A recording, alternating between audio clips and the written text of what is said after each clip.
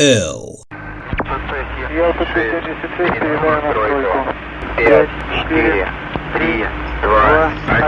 Oleg, is there anything in particular from our conversations that you don't want brought up? Like, my recollection from our earliest introductions, maybe from Father George or from you, was that, you know, you'd done Agitprop in Soviet Russia, never got arrested, but were warned to leave.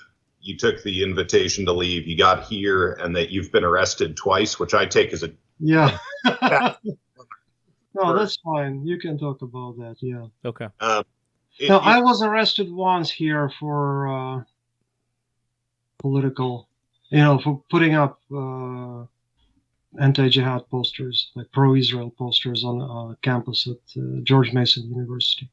That's excellent. The reason I ask is what we want to do is make it abundantly clear that you are a freedom-loving American who began life in Russia, but that political oppression here is a very real thing.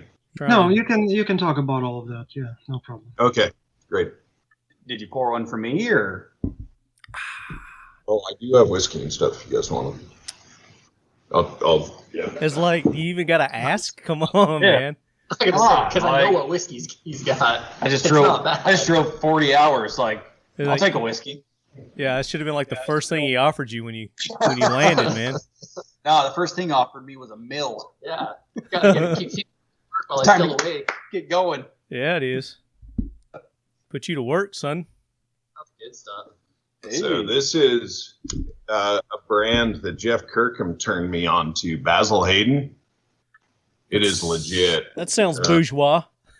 It's yeah. So what is it? Whiskey or brandy or? It's bourbon. Bourbon. Okay. Kentucky bourbon. Yep. Marty, says the guy with a thermal scope, just sitting next to him. Sitting on his desk. Bougie AF. I'm badass bourgeois, though. Damn right. Oh, speaking of Brian, I'll show you a fine bottle of vodka. Hold on. There we go. Oh, yeah. Now we're talking. Now we're talking the Talking Lead show here. Comparing bourbons and liquors. So the AccuFire scope, the 1-8. Yeah. I love it. Oh, really? I'm loving this scope because the I was reticle. telling the guys about it, actually. It's not gonna Okay, be guys. camera. Look at this. Nice. And it says for service to the motherland. Ah. And then you go like this. and it's a bottle of vodka. Nice. Yeah.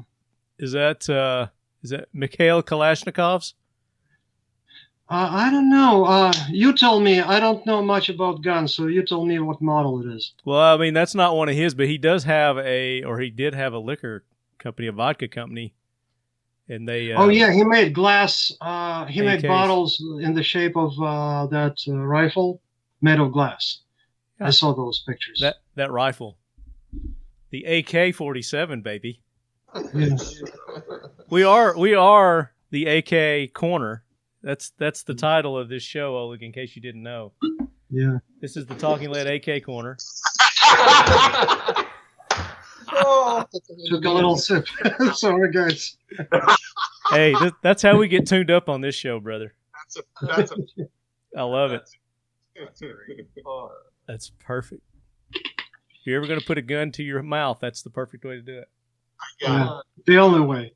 The only right. time you put a gun to your mouth is with this glove. When it's full of vodka. I love that. Yeah. All right, let's get started. I guess the Bandito will join us momentarily. So we've started. We've been talking, guys. Appreciate everybody tuning in to another episode of the Talking Lead AK Korner. This is episode 8. If you didn't get an opportunity, make sure you go back to last month's episode where Brian, we talked about trench art. That's correct. Did you forget? Which leads directly. Yeah, well, yeah, I had It's been a busy month. That seems like 6 years ago. My God, it seems like yesterday to me. Seems like we just recorded that episode. Yeah, no, you're absolutely right. It was a great episode, and it overlaps with the topic for today. And it's almost like we planned it. Well, we kind of did. I'm getting some feedback from you. From us now? Yeah, getting feedback from y'all. So Brian is in an open room. He's got a couple of guests. We're going to have him introduce those to those who can't see or listening on the audio only. We do a video version of this show now. You can go to YouTube and catch it.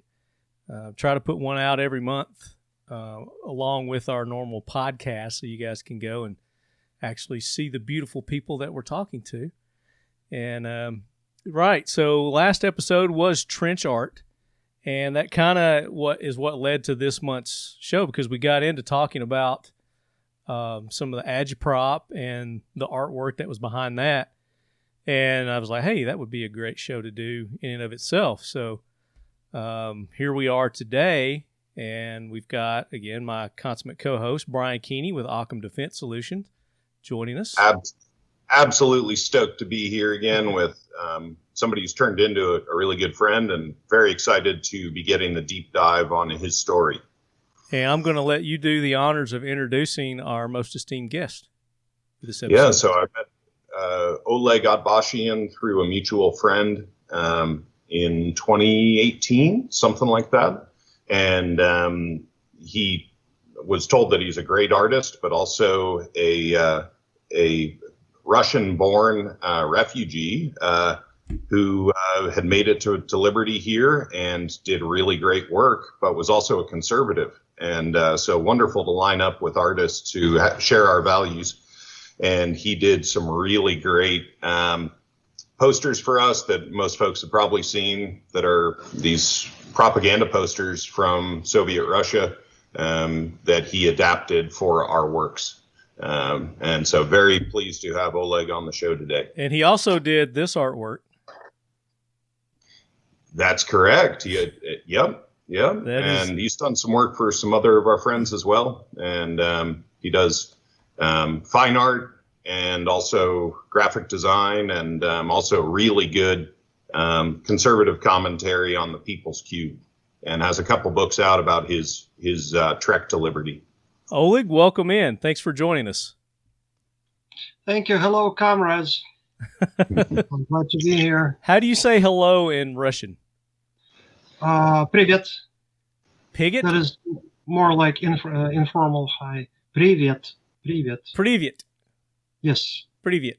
There we go. I was trying to figure out, I always say das vidanya, but I think that means bye, doesn't it? Yeah, that means, yeah. Until I see you again. Gotcha.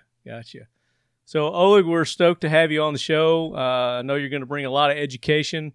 We call it leducation here on Talking Lead to our listeners on the subject of Agitprop. So we're looking forward to that.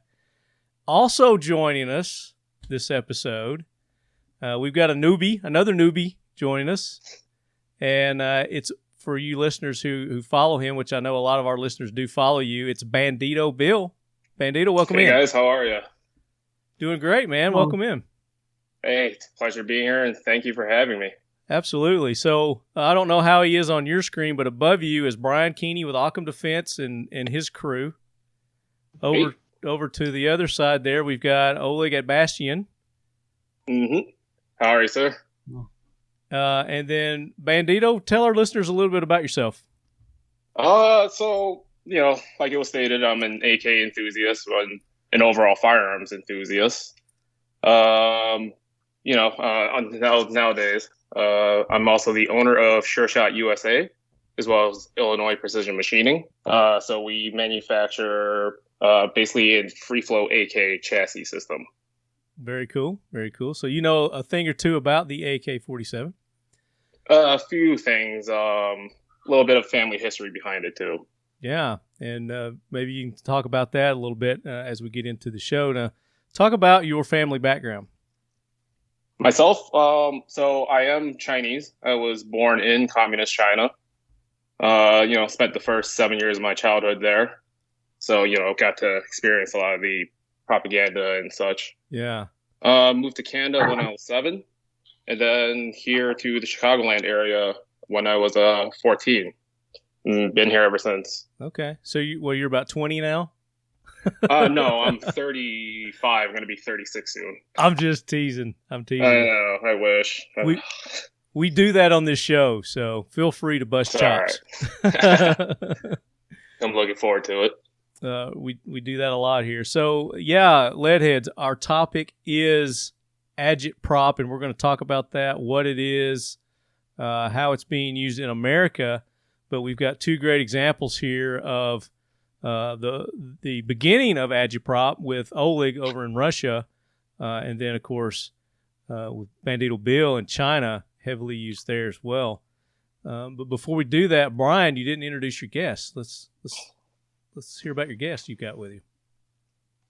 Yeah, I've got my 2 right-hand men with me, or my left-hand man, whatever you want to describe there. But Austin Colamayo, I met at Tactical Response Alumni Weekend in 2016? Yeah, something 2015, 2016. And I had been working on the RST, which was our first product. It's a railed rear sight base, and was looking for some help because I had an electronics business I was running on the for DL? my full-time job, and I didn't understand some finer points of what are called GD&T, or global dimensioning and tolerancing, that I knew I needed to learn. And so had a chat with Austin, and we had a really good overlap, and we've been working together ever since. Austin is one of the co-inventors of the Merc handguard, and has done most of the programming and machining for our different products, like the stocks. All the parts we make, Austin is the programmer of those now, and also develops new tech for us on the production side as well. Cody came to me in the middle here, Cody Kopp, in 2018? Yeah, August of 2018. As an intern, he was a physics math major at University of Idaho, which is 300 yards from where we're right now. And driver. A driver. If you play golf, it's a driver. Oh, okay, yeah. No, I'm into chicks.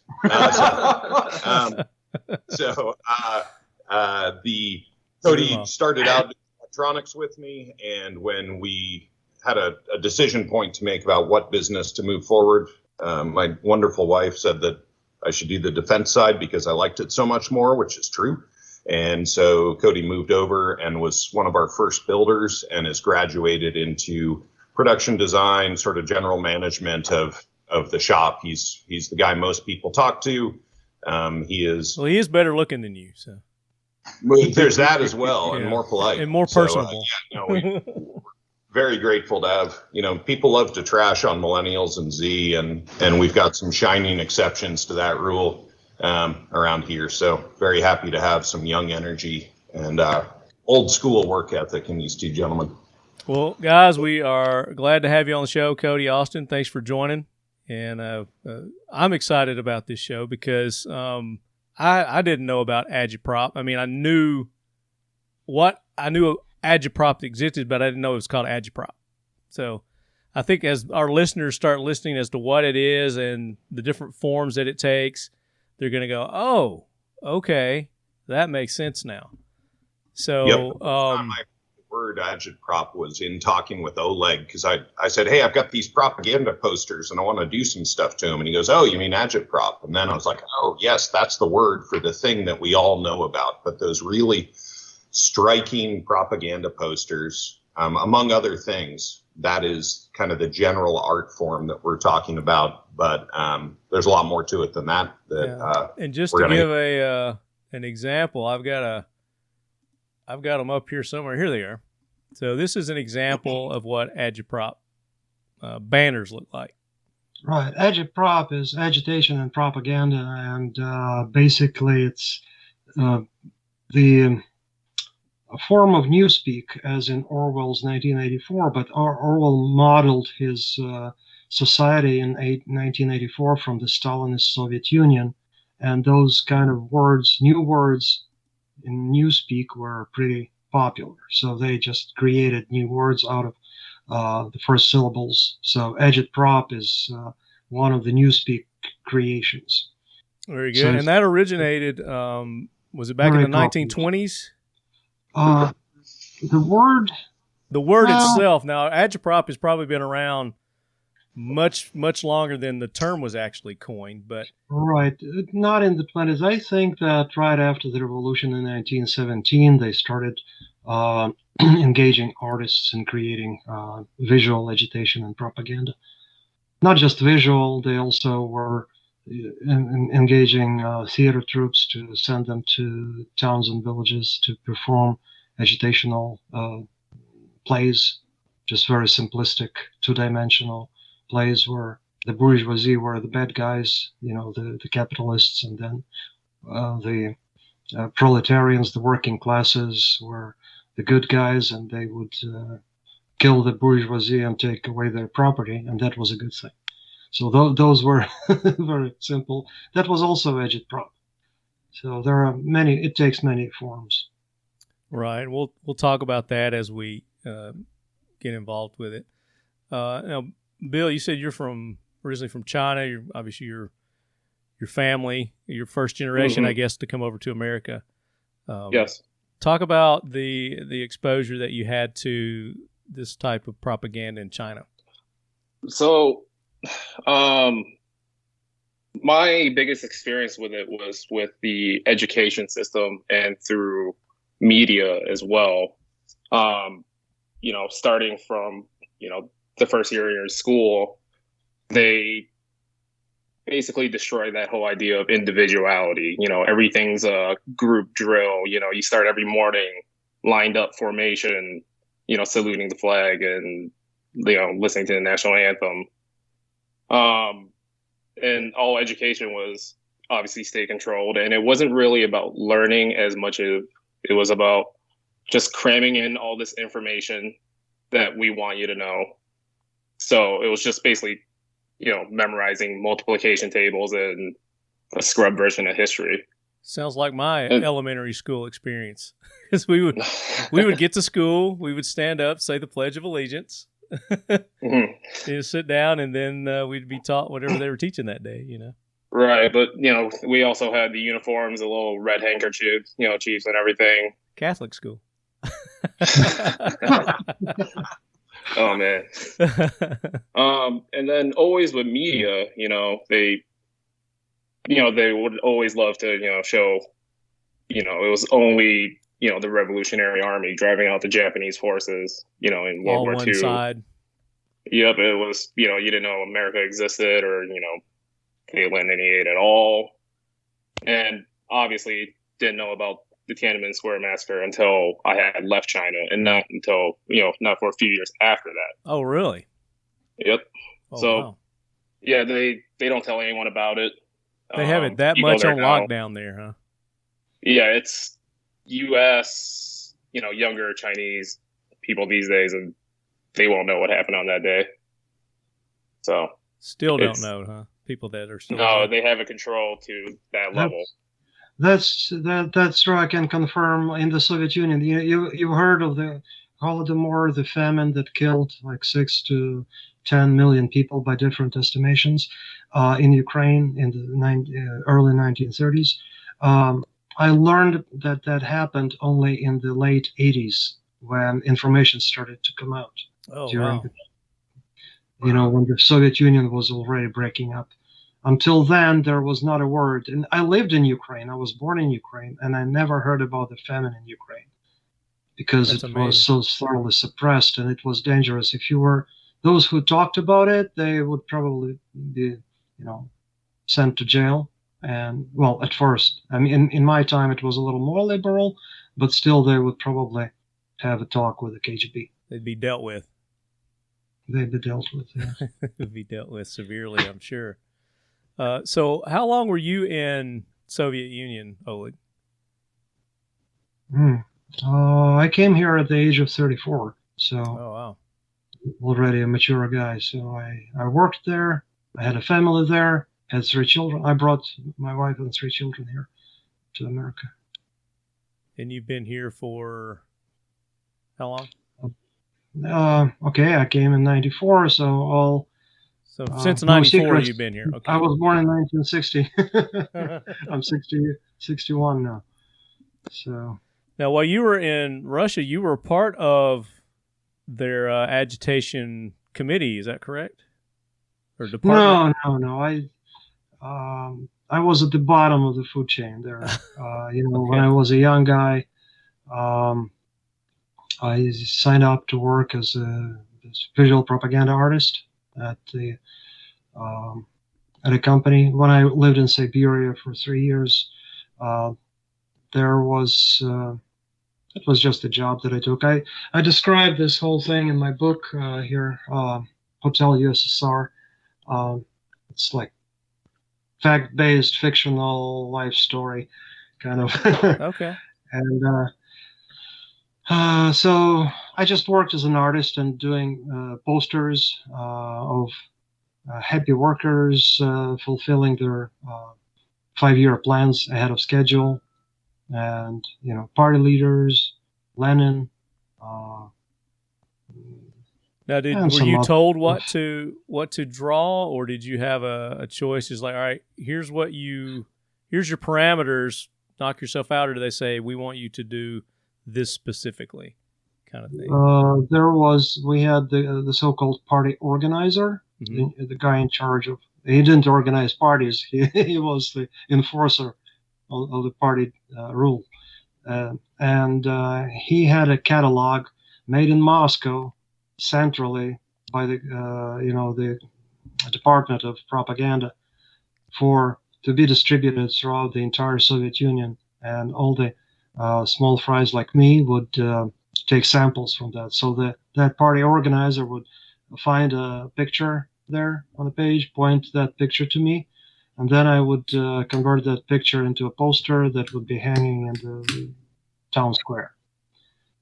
And you did all this by hand, right? Is that correct? Because obviously back then, yes, there by were no hand computers. And with very bad, poor paint, because, like I said, it was happening in Siberia, and I had a big barrel of paint that was overfrozen and of very poor quality.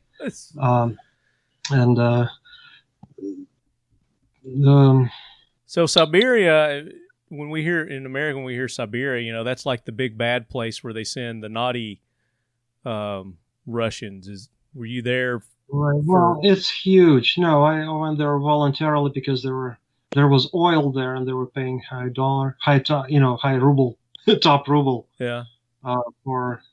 For living there, so that's because of the harsh conditions. Nobody wanted to go there. There was a little more freedom too, freedom of movement. Yeah. And a lot of people there were ex-convicts, because Siberia is still a place for prisons, and so a lot of people didn't want to go home. They either had nowhere to go, or they couldn't, so they just stayed in Siberia, and the money was good, so But that, one guy, my neighbor, when he found out that I was an artist, the first thing he told me, that he suggested that I would help him forge, fake IDs for guys. What were the fake IDs used for? Make good money. Basically, it's here in the States you have driver's licenses. In the Soviet Union, they had, and they still have it in Russia and other places, internal passports. It's like, if you have a foreign passport. So that was similar. It was a book that, actually I may have one. It still has a hammer and sickle on it. Oh, that would be cool, yeah. If you got one you could show us. Now, were these just so you could travel within country? Like we have states here? Kind of. It's like whenever somebody stops you, you have to show your ID, your passport, and it had a passport number. That was your identification number. And then, here it's a little bit already deteriorated. I don't know if you can see it. This is the cover, and this is the first page. Then this is the second page, my name, my signature. This is my photograph at 16 years old when I got the passport. And then later, I don't remember at what age, I had to put another photograph because I already looked older. And then we had the so-called, the marriage record that I was married. Okay. Then children. The children were also written into the passport. And then the so-called dreaded propiska. It's the where you live. You needed to have a stamp of your residence, and if you leave, you needed to have another stamp, also signed by the bureaucrat, that you're leaving that place. And then you had to get another stamp similar to that. So I had these. So every time you came and went, you had to get it stamped and signed? Right. I had to present my passport, and if I couldn't get a job if I didn't have that record of residence, Mm-hmm. and I couldn't get a record of residence in another city if I didn't have a job. And so it was a catch-22. Moving to another city was almost impossible. It was like immigrating to another country. Oh, wow. So is it still that way today? I'm not sure. Maybe it's easier, but I'm pretty sure in big cities like Moscow or St. Petersburg, it should be like that, because the whole thing is so centralized. In Russia, I'm talking about Russia. Ukraine is a little bit like that, but it's now an independent country. Mm-hmm. In Russia, everybody wants to live in Moscow. Moscow is the best. It has the highest living standard. The salaries are higher, and it's almost like a Western European city. It's clean. Everything else outside of Moscow is crap and drab. And so everybody wants to live there. And if the government didn't control that, then the population of Moscow would be like 50 million people or more, and that would be, problematic. So, yeah, absolutely. Well, they would just have to expand their borders, So population control, it was necessary from the very beginning. The communists instituted that. You needed to have a job. You needed to have a passport. You needed to have a place to live. If you didn't have one of those, then you were a suspect. Now, if you didn't have a job or you didn't have one of those, would they provide one for you? Would the government assist? Not the one that you liked. They would say, here is an opening for a street sweeper. Yeah. We expect you at 7 a.m., tomorrow morning. And if you don't show up, they'll give you another warning, and then you'll be sent to a labor camp as a parasite. There was a special felony type of parasitism of not working. And they used that also to, they used it on one Russian poet, Joseph Brodsky, who later became a Nobel Prize winner in literature. But in his youth, he was sent to an exile in the north for parasitism. They said, why aren't you working? I am working. So what is your work? What do you do? I write poetry. And who appointed you to be a poet? Said God. So they didn't consider that work. They didn't consider that work at all. So, Bill, I know you were young when you were in China, but I'm sure you probably heard stories from your parents and relatives. What kind of like Oleg was describing there, as far as having the passport and the jobs and things like that? What was the society set up like in China? So when the Cultural Revolution happened, a lot of people were displaced forcibly, and my mother's side had actually came from, I guess, what you would kind of call like the courts back then of China. So they were forcibly relocated. I guess my grandfather on that side was lucky enough to keep his life, but he lost everything, and my mom till this day still doesn't know where her quote unquote hometown actually is. Oh, wow. But as far as the passport thing, China has something like that, but it's not wasn't anywhere near as detailed. And basically, it tells you the same thing. This is where you're from. This is where your kids will go to school. If you leave out, if you leave this area for work, you take your kids with you, you can't, they can't get education. You can't legally attain housing and everything like that. So basically, like Oleg was saying, moving was an official experience, basically. Yeah. So you had to, make sure you basically knew the right people and had the right reasons. Like here, we just pick up and I could move to the next city over or whatever. I could move to Idaho and, it's really no big deal. But yep, with there, you guys. All we got to do is go to the DMV, fill out the paperwork, and notify the Postal Service, right? Yeah, even if we do that, Yeah, you needed to have an invitation from a company. Like, for example, you're an engineer and this company requires you. So they issue a paper that they need you, and then you present that paper to whatever authority, right? And that was one thing. You could marry somebody, and that's why there were bogus marriages. Just like here in America, people married for a green card. Mm-hmm. Over there, people would get married just to move to another city. Oh, wow. That also happened. And like what Oleg was saying earlier about how, everyone would want to live in Moscow, it was the same thing, or it still kind of is in China, where everyone wants to be in Beijing. Hmm. And, that's the seat of political power and this and that, it's the biggest city. And funny enough, because of population, they did have to expand the city over and over and over again. But like he was saying, with population control, to even enter Beijing on, a identification card that says you're not from Beijing, you had to have official business. And all traffic coming in and out of Beijing, no matter where, is stopped and searched, even to this day. So, that's the lengths they'll go still for control of who gets in and out of the capital. Well, and that's been one of the things that's truly terrifying to me, is the readiness with which people in this country, and especially in Canada, are signing up for this kind of system.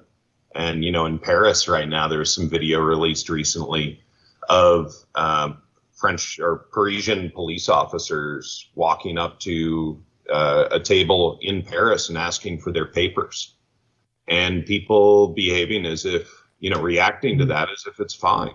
And, papers, in Ontario, it's the same thing right now, or I don't know, it's ended.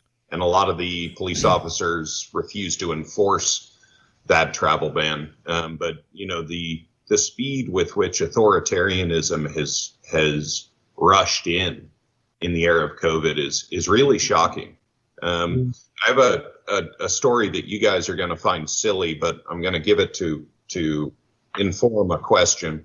And I spent around 20 years in California before I managed to get out. And when I came before my family, but I flew back and then drove my family in the family car back.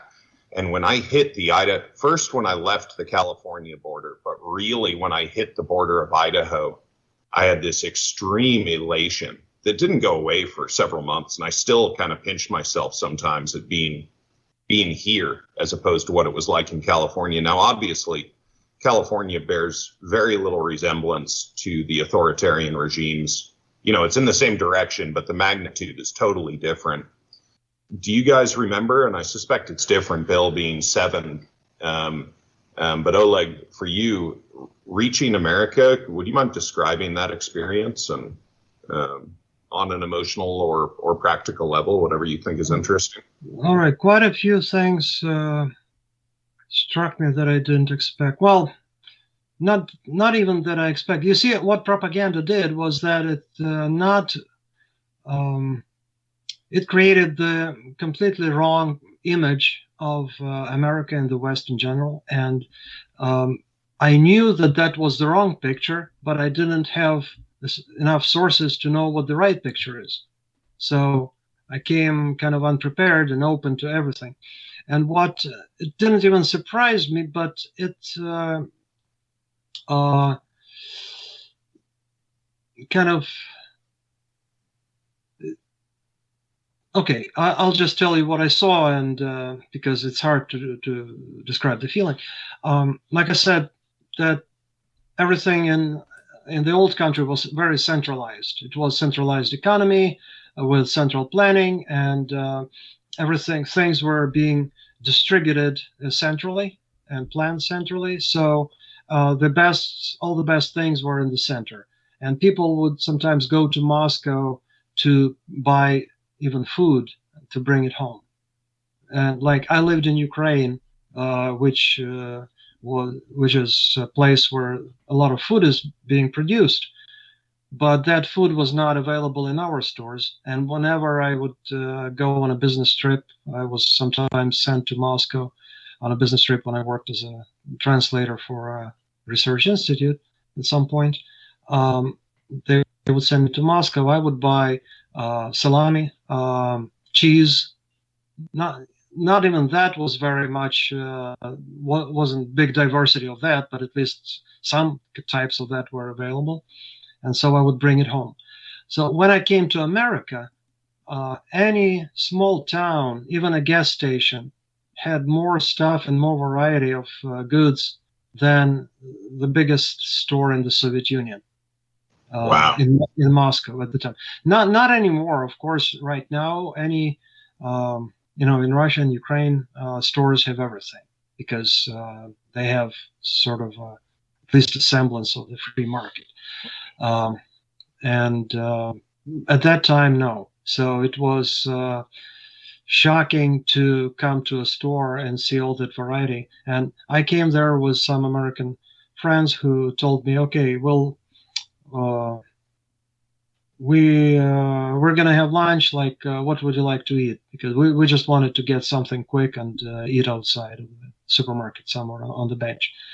And I was looking at all those things, like thousands of things, and I had no idea what they meant, what they were, because we never had those products at home. So I picked, so stupid.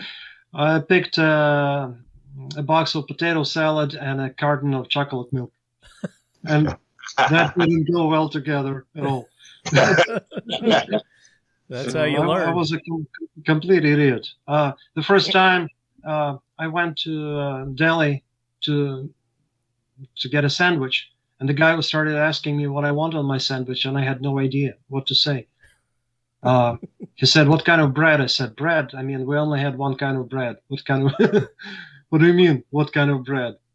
It has to be white and soft." Okay. So you must have went to Subway. Cheese. What kind of cheese? I don't know. What kind are they? Well, there's American, provolone, this and that, Swiss. All right, let's make it Swiss. I never heard of any of those names before. So, okay, then what? And so on and so forth. And it was a torture just to get a sandwich made. So that's... Decisions. That was one of the things. But, a lot of people tell the story how they first came to the supermarket and they started crying, that all their sacrifice was in vain, like they spent all their lives sacrificing for a better future, thinking, because they were told by propaganda that if they don't have something, that's only because we're going to live better very soon. It's because we just need to get over this difficult period and everything will be great in the future. So everybody was waiting and suffering, and now they come to America and see all these goods, and nobody's suffering, nobody's waiting, everything is available. They don't wait for the future; they just have it now. But I had a similar moment, like to tears, when I went to an art supply store. Because in the Soviet Union, we couldn't. If you weren't a member of the Artists Union, you couldn't get art supplies. Oh wow! And so. And I came to this American store. There were so many more art supplies that I knew existed, and maybe in one store more than they had in the entire Soviet Union. And that you didn't need any papers to show in order to buy it. Right. They weren't. You don't even have to be an artist here in America to go buy artist supplies. Yeah, and on the. So also, America has some very good artists, but I'm also surprised how sometimes you see such poor quality, and especially those who try to imitate, like plagiarize Soviet posters, and not like me, I'm making parodies of them just to make fun of them. But there are some people who take it seriously. Like a lot of Antifa posters are basically remakes of old Soviet posters. Right. In the days of the Occupy movement, that actually started. There was a rise in recycling old Soviet propaganda posters, and I recognized them from before. They just substituted certain things, and I was wondering what the hell is going on with these artists. It's like art schools are, the teachers in art school are all communists or something. And then I realized that maybe that is true. Yeah, you're right. I think you hit the nail on the head there, especially nowadays. But let's talk about let's kind of rewind a little bit in the Agitprop, and let's talk about how in these communist countries that, again, how it was used to control the people or overthrow an existing government. How they use that to, I guess, spread disinformation and, like you said, control the narrative of people's views on what was actually happening. Well, you don't have to go far. You just see it in front of you right now. That's what they're doing. The left has two modes of operation, offense and defense. Or right now they are in offense. Those are different strategies, like if you know about military, you do things differently, you position your supplies differently when you're in offense or in defense. So right now the left is in offense, and their propaganda has more stealth to it, and they are doing it in one certain way. In the Soviet Union, they were in defense. They already owned everything, so they wanted to protect. So there were conservatives, basically. They're the Soviet version of conservatives. They're trying to conserve the system, the old system. So when Stalin was trying to take power, talk about that, because that's what they used for him to basically move into power was the Agitprop. Lenin basically and Trotsky created the revolution itself. Stalin wasn't the main guy there, and afterwards he killed everybody who knew that fact, that he wasn't the main guy in the revolution, because he wanted to be the biggest hero. So Lenin was the editor-in-chief at some point of a communist newspaper, and that newspaper published a lot of propaganda, and then they were creating flyers, and there were special agitators. It was the kind of title for something like what Obama did. It's community organizer. There were like professional agitators who would go to places where people meet, to factories, and distribute those flyers and those newspapers to show and to tell people. It was called agitate. Tell them how long this can last. People, you are being exploited. The bourgeoisie, the capitalists are taking the lion's share of everything and leaving you to starve. They have no soul. They have no conscience. We have to overthrow them and take away their factories and land from the landowners. And a lot of people fell for that. And so sounds very familiar. Still, the Bolsheviks who created the revolution, they were a tiny percentage of the population, but they were the most active and the most ruthless. And everybody else was just watching, either sympathetically or not. But, they told the workers that factory to the workers, and then eventually the government took over those factories because the workers can't manage them. They don't know how. So everything was in ruins for a while, and the country was starving. And then they had to introduce government management in the factories, because the factories couldn't function when the workers supposedly owned them. And the workers were just stealing everything from those factories because they're theirs.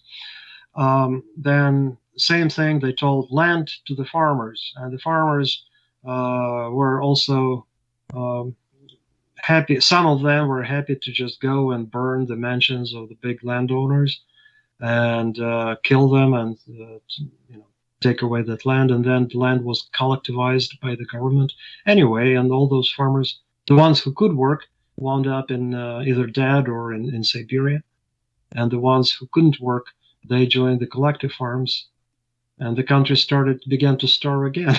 You know?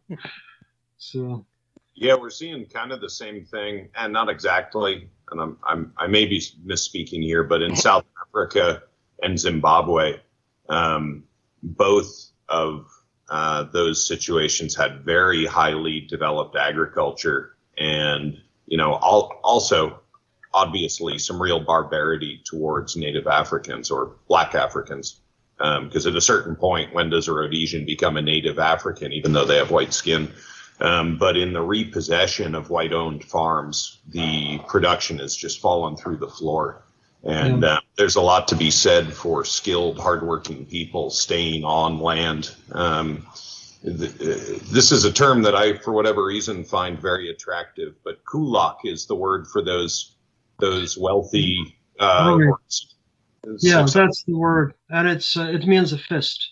But it's like metaphorically, I don't know why they were called the kulaks, but yeah, the rich, wealthy farmers. Usually they were the ones who knew how to organize work, and they had usually hired laborers, and that made them kind of capitalists.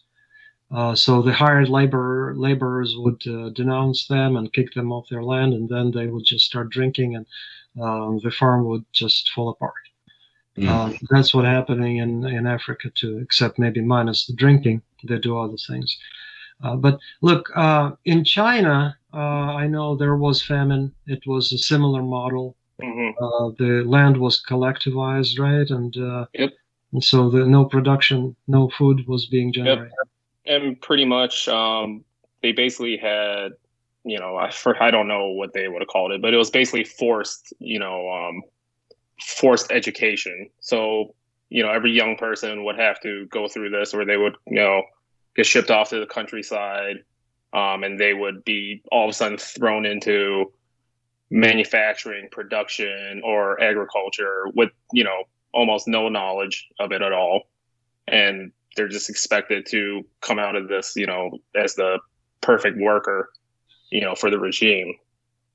And, and you also saw that with the medical field, in China. There's all the stories of, okay, we're just going to pick all these girls. You guys are going to go train to be nurses, whether you like it or not. And, a lot of knowledge was lost, and just the general healthcare back then was just not, it just wasn't good at all. Yeah, and my mother was directly affected by that too. When she was giving birth to me, the doctors were panicking, and she almost, bled out just because they really didn't have that much knowledge, and that's a scary thing. Yeah. So let's talk about let's move forward to America here, because a lot of what you're talking about, happened in Russia and happened in China. We're seeing the beginnings of that happen here in America. You'd mentioned Antifa earlier. One of the big shit stirs here in America, agitators. There's other groups too. BLM's one of them. There's several different ones, and there's people on the other side of that spectrum as well. We're talking about the different forms, because Agitprop can, it's basically in everything. It's not just the posters, the banners, the media. It's in movies, it's in songs, it's in theater.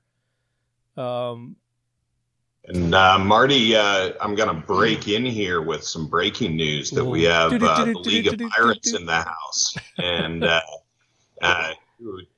Oleg, sorry, I'm late. I had a prick in my eye, so I had to pause. You had a pick in your eye. Can you hear us, Jay? Can you now? Jay with the League of Pirates joining us. You can't hear me at all? I can hear you. All right, cool. Well, how about that? How about them apples? So you're here with Bandito Bill. We've got Oleg Atbashian And then, of course, Brian Keeney and his crew. I've met him once or twice. Once or twice. Yeah. So welcome in. We're talking about Agitprop, Jay, and we've moved on to talking about the form that it's taking here in America. And I just posed the question, of the forms that we're seeing it here, and to help our listeners better identify it, when they see it and what they're seeing. That's kind of what we're talking about now, the different forms that it takes. Well, then this ought to be pretty good, because League of Pirates pretty much just specializes in agitation propaganda for the liberty movement. So that... Are you there? I am. Okay, you're kind of breaking up a little bit. So I want to... Really? That's really... I want to move to Oleg here. So talk about the different forms that we're seeing here in America of the agitation propaganda. Again, League of Pirates, if you guys follow them, that's kind of what they specialize in. You've got a website, Oleg, called The People's Cube. Is that right? Yes. People's Cube. Which you kind of specialize in that as well. And both sides, I guess, it's not just one-sided. This agitation propaganda isn't just one-sided. Both sides are engaging in this, and it's becoming more and more prevalent here in America. So talk about some of the things that maybe people are seeing that they don't recognize it readily as this type of propaganda. Well, it goes on takes not just different forms, but it also goes on different levels. And actually, the left propaganda in general is a collectivist thing. So the right, individualistic right, is not as good at it as the left does. We can just do some counter propaganda, but they usually always initiate it, and we're just the reactionaries. We react. Remember how Obama would often suggest that his agenda was failing, not because it was wrong, but because it was not being perceived properly. The people failed to understand it because they were not paying attention, or he was not clear enough. Remember, he would say, "Let me be clear," or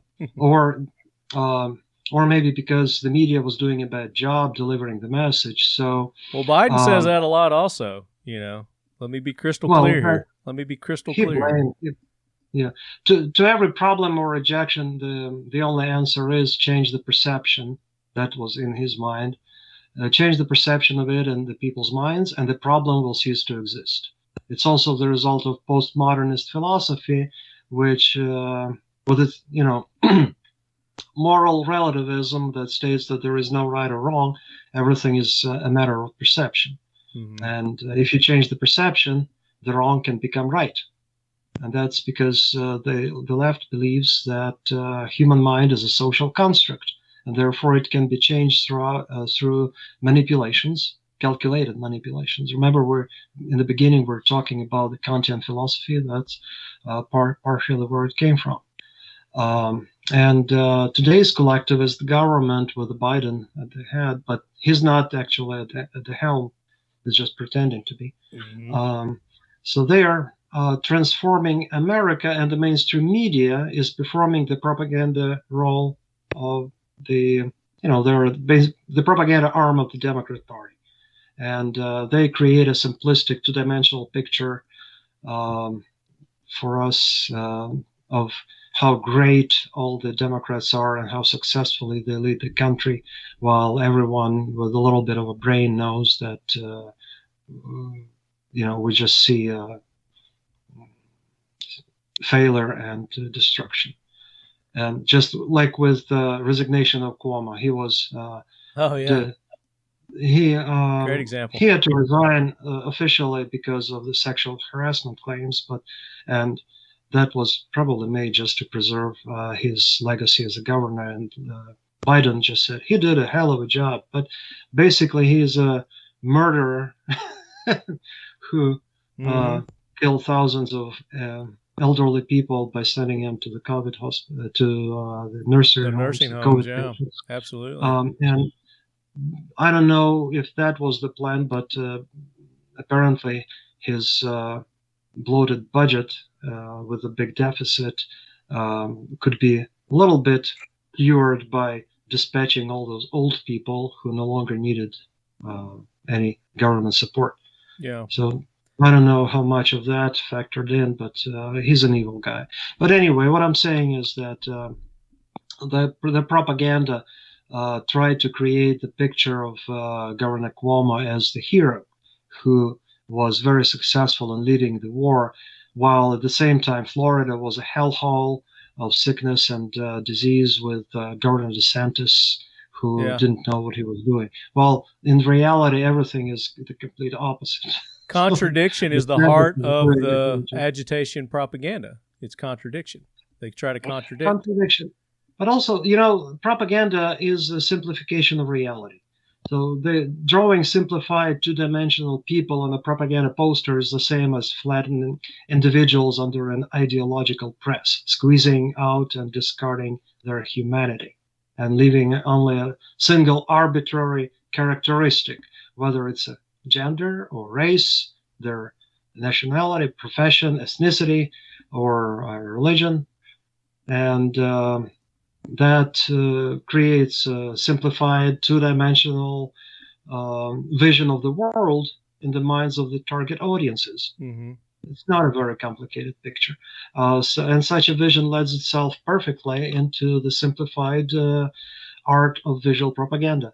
That's what it is. It's flat two-dimensional images that describe the reality in a simplified form. And unsurprisingly, propaganda works best for collectivist ideologies that scorn and dehumanize the individual. Collectivist vision of an ideal society in itself is much like a propagandistic poster. It's flat, simple, often embellished, and always lacking details, which is very important. They never talk about details. In general, it all looks great, but when you look into the details. Yeah, and of course they're always twisting the facts to meet their agendas, twisting and matching. Even though what they're saying is, we can tell on the onset just doesn't make sense. Especially with all this COVID, bullshit. Perfect example of the Agitprop that they're using to push and promote this, this vaccination agenda. Right, and that's that. There is a lot of propaganda, media propaganda there, but it's so obvious it's not even funny. And so there are. So that was I touched on the government propaganda a little bit, but now we have something like grassroots propaganda, if you can call Antifa grassroots, because they're all organized from above. But there are enough useful idiots there among them that it's that hiding the obvious of what's actually going on. They make it look like it's grassroots, like you said, when it's actually not. Right. But look, and this ties into this COVID thing. Antifa has been recycling a lot of Soviet art lately, and in fact, it started with the Occupy movement, and I recognize a lot of that art. This is like a bad dream. I'm trying to escape it. It's completely irrational, unnecessary horror that is following me from the Soviet Union to America. And you ever had a nightmare where you're trying to escape from some danger, but your legs turn to cotton like pillows and you can barely move, and the enemy is approaching fast? And that's why we train, so that don't happen. That's what this is the feeling I get now when I look at the news, and it makes me want to scream and wake up, but there is no waking up in this case. When they get us, we're done.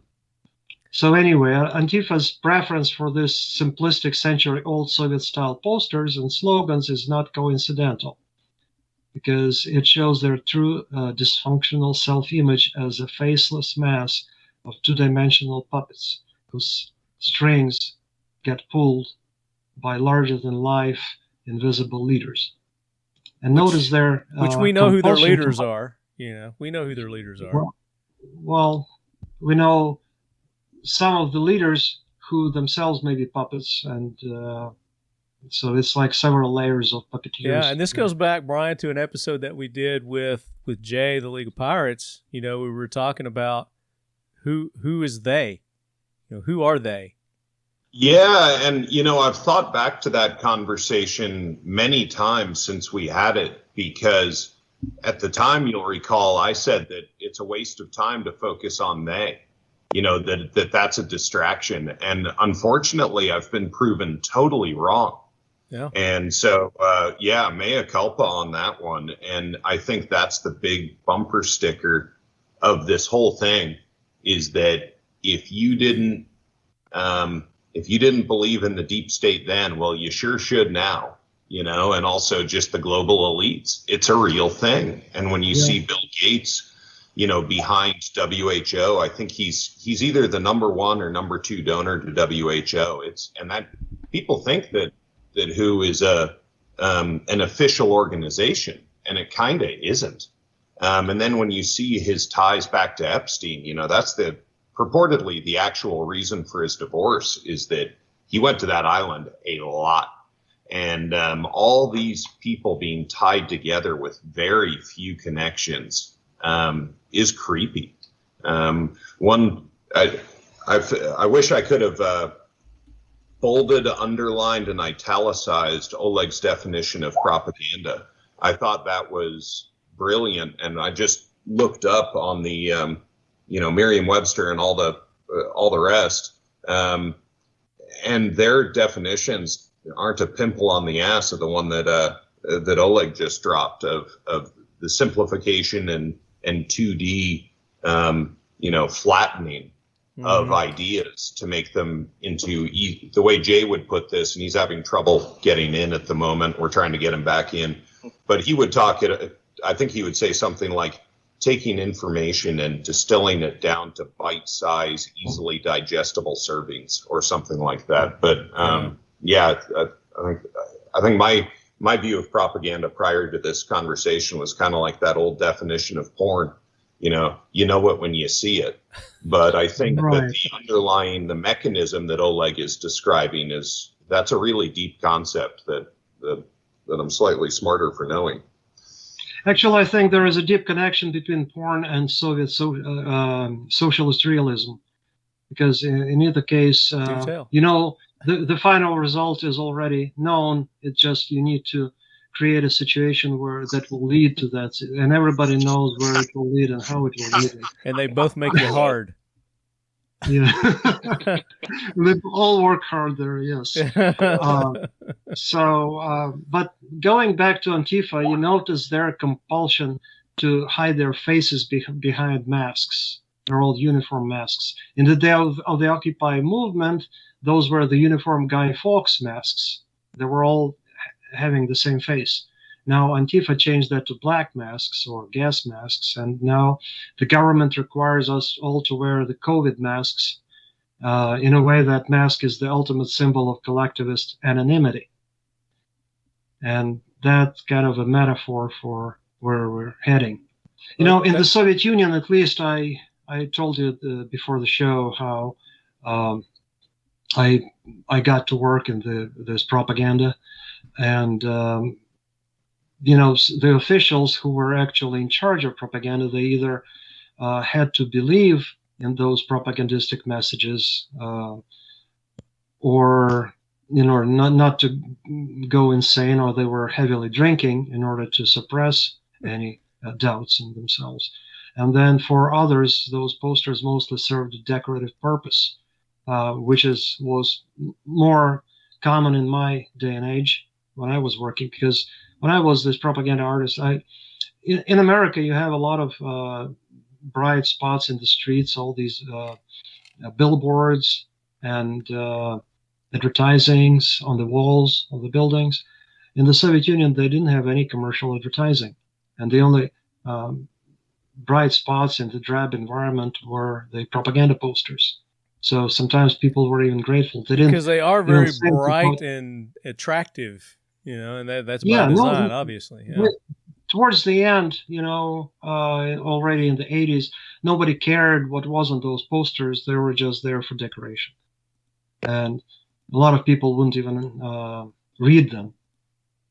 It was just a bright spot, just an accent in the landscape.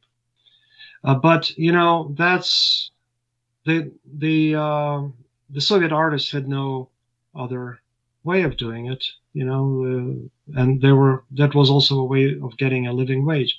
But the Antifa graphic artists, on the contrary, do this quasi-Soviet propaganda by choice, and they create these two-dimensional representations of life and people based on their two-dimensional vision of humanity.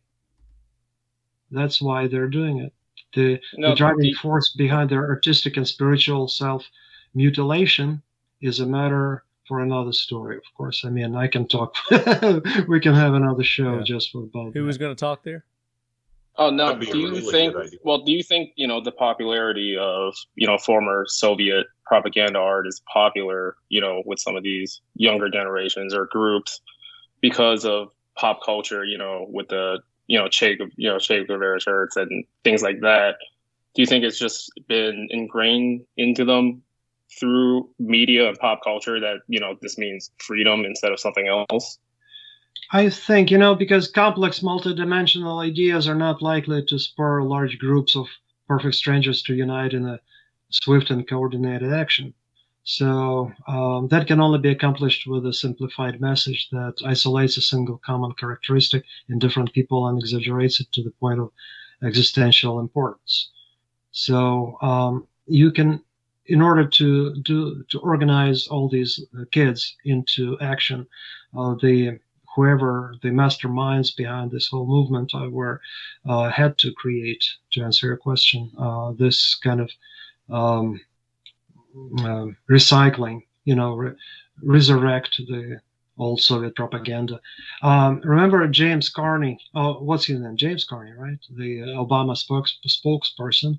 He once was photographed in his house, like one of the glowing pieces that the media was giving to Obama and his people. And on those photographs, they had Soviet propaganda posters in the background. And that was very telling. And I'm not saying that he himself is like a Politburo member of the Communist Party, but the fact that he took interest in it.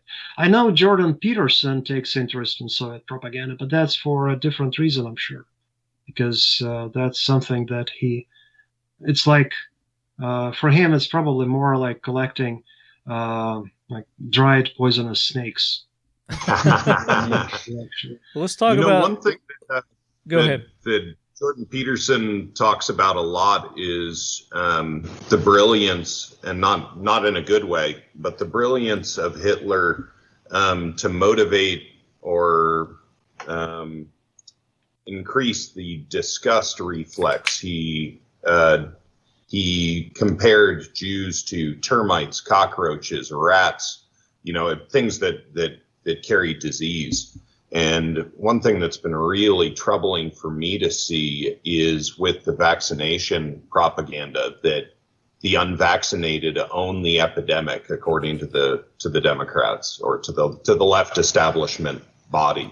And there's very much that same technique being used to pin disease onto a certain group of people that are being othered, that are not us. They shaming. Are the others. They're shaming. There's a lot of shaming going on. I can't remember. Some school board lady was just recently called out because she was shaming the children in her district or whatever it may be, and saying that they are killing other kids by not wearing their mask to school. They're she said murdering is what she said.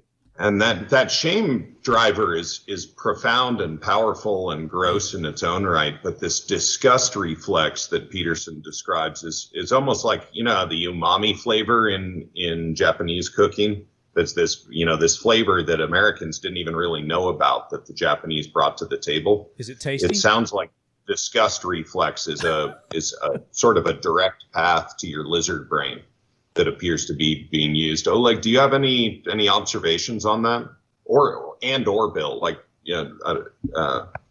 both of you.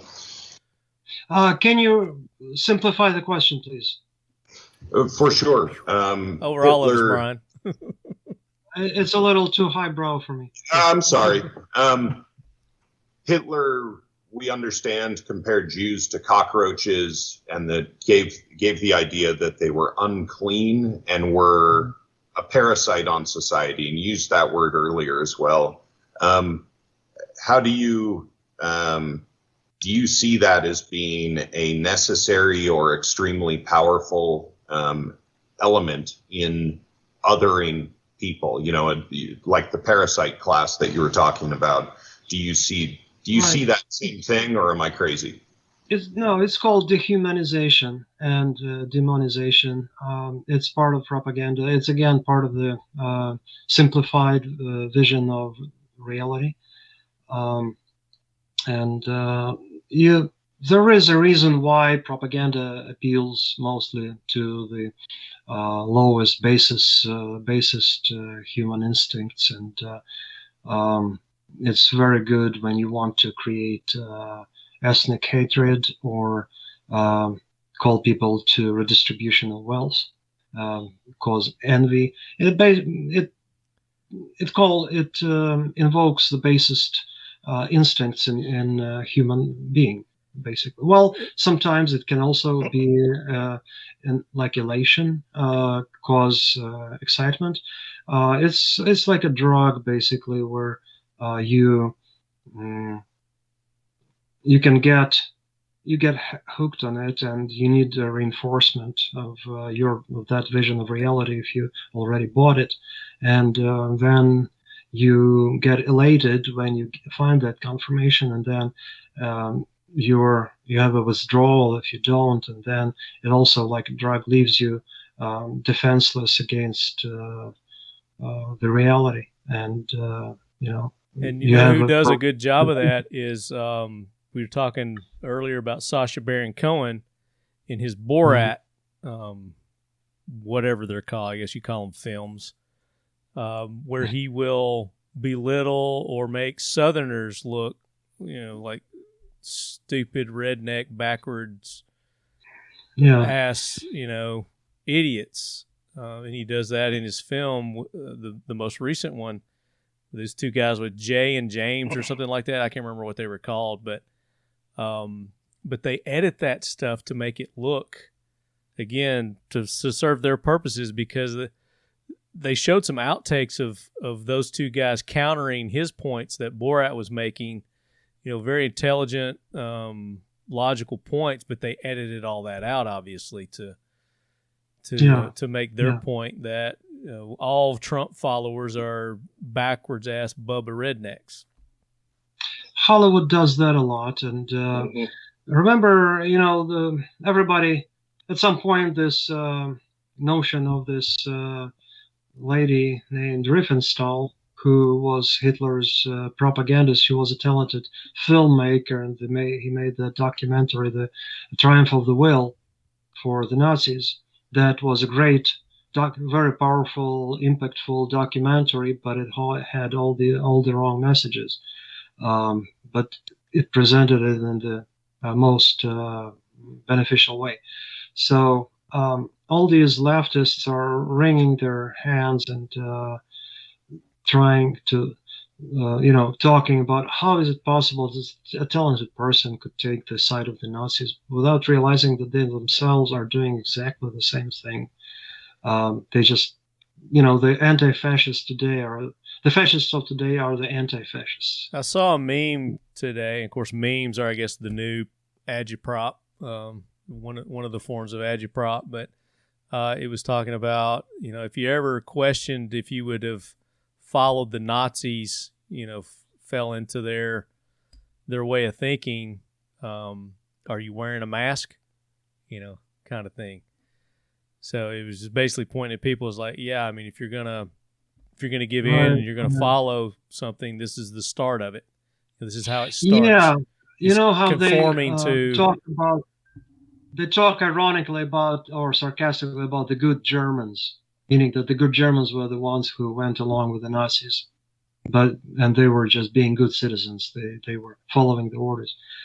But aren't all these Biden supporters, all these people who were masks while driving in the cars alone aren't they being good Germans? They're being good Nazis, aren't they? Yeah. They are. So what I was going to say that the government needs to, the powers that be need forced consensus, and propaganda helps them to do that, and it makes it easier to stay in power and continue to do what they're doing. And a dumbed down perception of reality that they're enforcing it desensitizes us and to the evil around us that they create, and that the suppression of human nature in human beings makes it easier for people to become monsters. That's the result of propaganda. And it brings us back to the Nazis. We all know that the Nazis were monsters. But what was to a large extent, that was to a large extent the result of the totalitarian propaganda that they were exposed to. But in the Soviet Union, they had quite a few monsters as well, although the left doesn't like to talk about that. And those people reported on the dissenters. They created and maintained the gulags. And who was killing and torturing people in the gulags? Mm-hmm. The same Soviets. Just like they're doing today here in America, is like report your neighbor if they're not wearing their mask. Yeah, exactly. And all of them, or at least most of them, thought of themselves as good people, doing good. Yeah. Good, like good Germans. Thought they were or good being Soviets. A good Nazi, yeah. Exactly. Yeah, they were doing good, necessary work for the common good. They all cared about it, and the Nazis also cared about the common good for the German nation. The Nazis also thought of themselves as good people, doing good, necessary work for the common good, and not a single one thought of themselves as monsters doing evil work. They needed propaganda to sustain that illusion also. So they wanted their evil. They craved it, and that reinforced their perverted values. And thus, propaganda, once it takes root, becomes an addictive drug. Absolutely. And socialism on both sides. The Nazis were socialists, the Soviets were socialists. That brings out the worst in people: the envy, the collective greed, the intolerance, the lack of responsibility.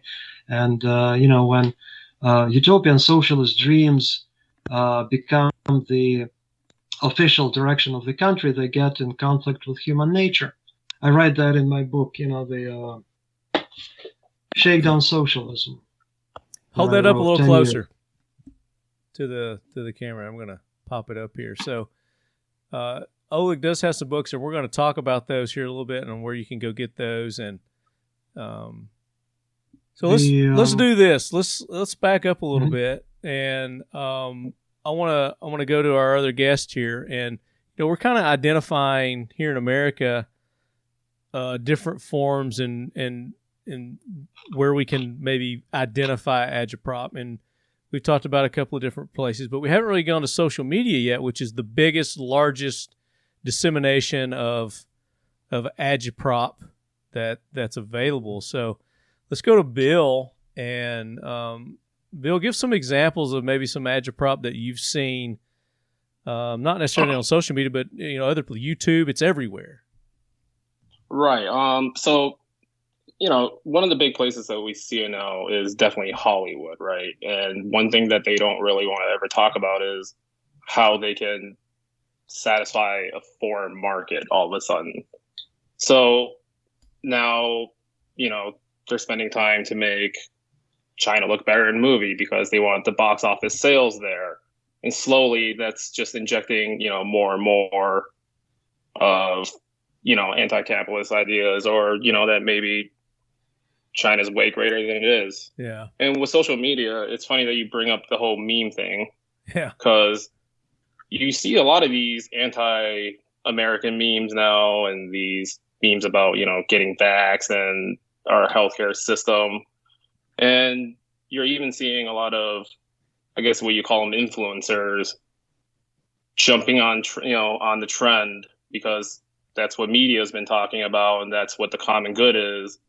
They'll just jump on the trend and, promote something like getting the vaccine without even having any information themselves. Because it's the hot topic, and that's going to get them more clicks. It is the hot topic at the moment. That's what's going to get them seen. you know, oh, this person's way more acceptable, advertisers will like them more, and, you know, slowly they just start building a new normal. Yeah. So very, very disingenuous on the social media, especially, like you said, the bigger influencers, when they're posting something, they've got ulterior motives as to why they're doing that, and usually it's financial. It's like they can care Absolutely. less of the message they're posting or sending out, and probably 90% of them don't even know because they've got somebody else running that for them. You know, and the trash they're posting. And, you know, their followers, their viewers, you know, they'll just almost blindly follow them because, you know, as someone that's an influencer on social media or YouTube or anything like that, you do get to know them a lot more personally. Yeah. You know, so you feel like you have this personal connection to them, and whatever they say, you know, must be right because I like all his other ideas or his or her other ideas. What I so find this interesting also must be correct.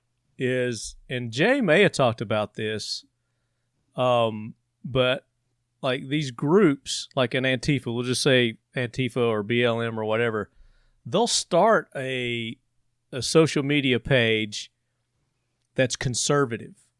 And, you know, they'll get all these conservative people, you know, and they'll get, you know, 20, 30, 40, 100,000 followers. And then they'll change their content that they're posting to be the opposite, contradictory. But yet all these people that were following them at that point were following them because it was, you know, something like pro-gun or something like that. And then they switch it to, you know, Black Lives Matter type content. And then they've got all these, because I mean, I'll follow somebody and I may not ever see anything that they, you know, ever post though. And that, I think that's what the majority, a lot of people do, is they'll start following somebody because they see a post that they like and oh, that's relates to me and that's cool. And I, you know, I like that stuff. I thought that was very interesting. And that's a form of agitprop there too, is, you know, they'll sucker somebody into something and then, you know, they'll switch it on them kind of deal. Yo, yeah. And it's, you know, it's, like you said earlier, it's not these people a lot of times doing it themselves. It's, you know, they have producers or managers or whomever else. There's big corporations and things behind this, you know, absolutely, you big know, organizations, through advertising dollars, through everything else. And I think there are other governments involved too. I think there's, you know, there's Russians, there's Chinese behind this too. That absolutely, you're seeing videos, you know, quote unquote informational videos popping up on YouTube that's clearly labeled that it's sponsored by foreign governments. Mm-hmm. But, you know, these are facts about America, right? Right, exactly.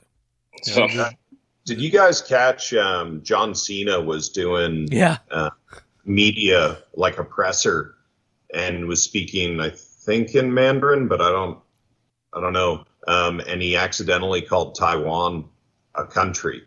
And he did this.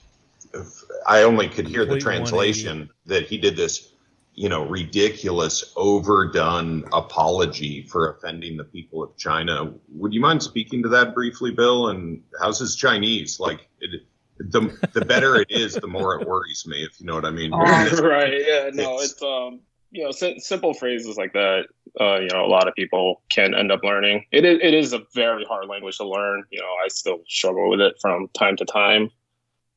But the whole Taiwan situation, you know, it's China till this day. We'll say it's part of, you know, communist China. Nothing ever happened. It's not like, you know, during the Cultural Revolution, the Democrat Party left over there. No, that never happened, you know. But you brought up a good point a minute ago about Hollywood kowtowing to China because the box office sells. You know, they want the box office sales, and, you know, there's certain things that they will do and won't do and put in their movies because they don't want to offend their Chinese market. Exactly. You know, it's, you know, from what I've heard, the remake of Red Dawn was supposed to be, you know, with China as the, you know, the antagonist, but no one wanted to offend them. So, you know, North Korea, here it is, you know? Yeah. Right. Yeah, they'll just call it the Red Pawn instead. And you know, Cena has just finished filming his next movie called Korea Suicide Squad. Korea Suicide Squad. I would suggest not to call it China or Chinese, it's Chinese Communist Party, the CCP. That's right, not the people itself.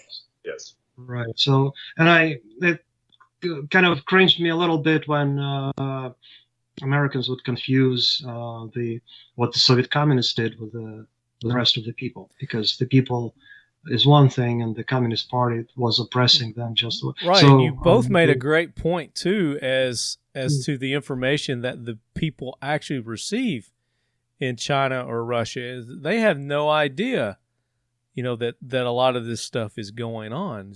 Like you said, you were how old before you knew about Tiananmen Square? Until you came over to America. Yeah, I was probably in my early teens then, Yeah, so, the people over there are, like you said, it's not the people, it's the government. Right, and, all media over there, especially back then, and you had CCTV, which is just, the Central Chinese Broadcasting, networks, and it was the same shows, it was always something about the war, we're the underdogs, but we, overcome, all the evil Japanese and everything. And they still, for a long time, they still use that whole common enemy thing and instilled a lot of, hate towards Japanese people. Yeah. That's very typical of propaganda. Speaking of propaganda, it requires to pit people against one another. Again, it's a simplistic vision of reality. In China, they hate the Japanese. Same in Korea. Like North Koreans all their movies are about the fights with the Japanese. And I probably also with Americans, since they had that war in the 50s. But in Russia, the cult of the Second World War, which they call the Great Patriotic War, is still very strong, and it's being massaged by the government all the time. So they still continue to talk about it and make movies and how they make the Germans the worst enemy. And they need the image of the enemy. So basically, the Germans represent the entire West. And so we are always fighting. We're always being attacked. We need to stay together against this Western enemy. And we need to hate somebody. So in China, it's the Japanese. In Russia, it's the Germans. Yes. Same thing. And I imagine that the Chinese Communist Party learned a lot from the Soviet Union at the time. Oh, absolutely. Mao and Stalin were the best friends. But then when Khrushchev started doing his reforms in the Soviet Union, then the Chinese Communist Party didn't like that, because that would mean losing some of their power. So even though there was a cultural revolution going on and the people were starving, they were preparing for the war with the Soviet Union.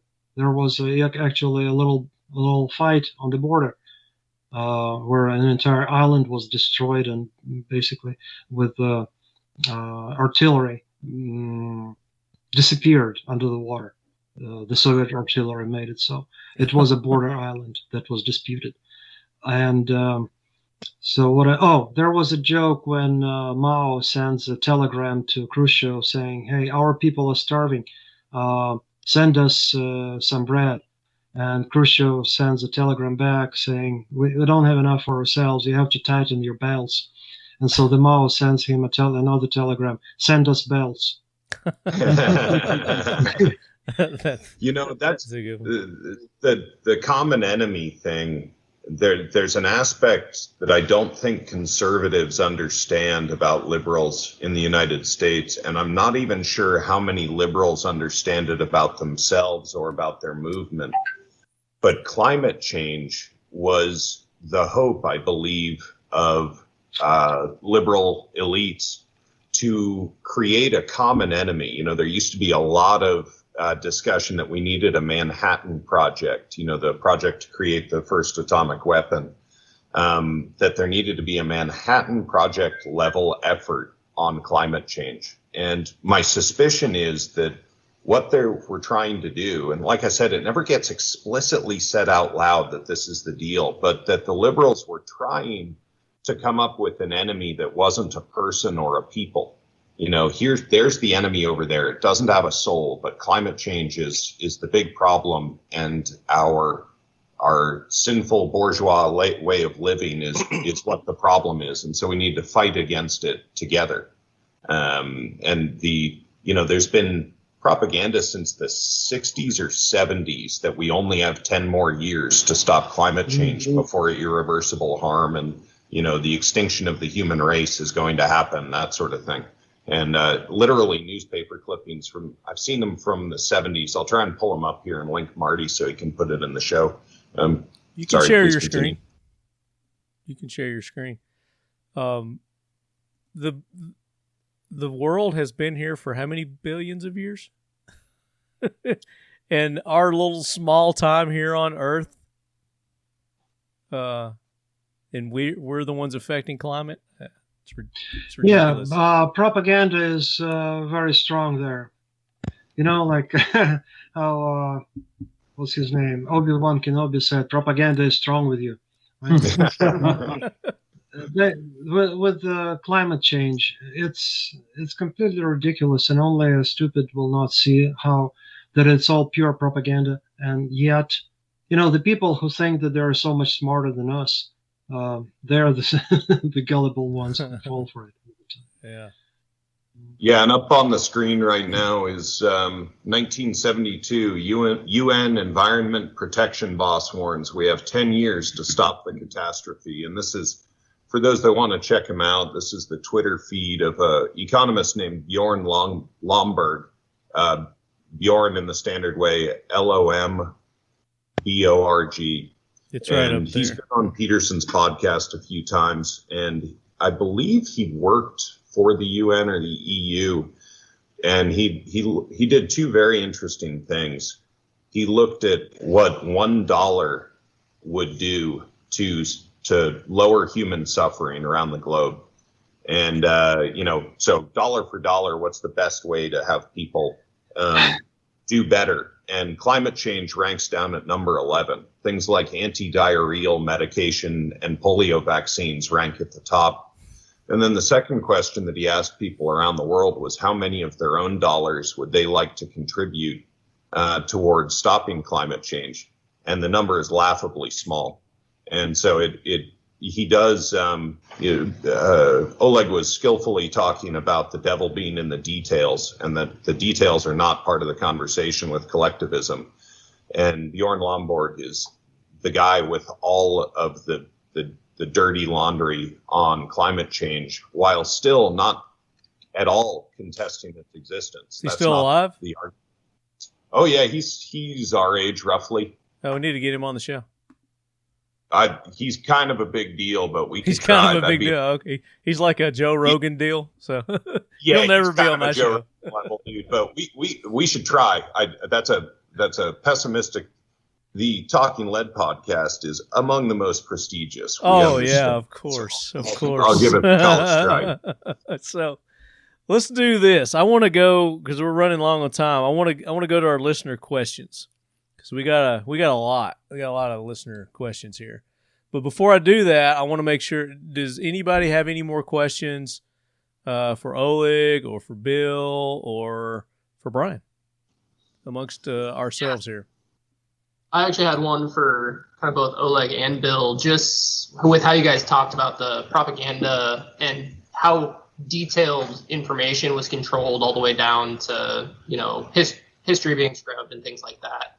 What you see in the States now with certain words being filtered from social media and, having to change content filters manually because they're just starting to hide certain things.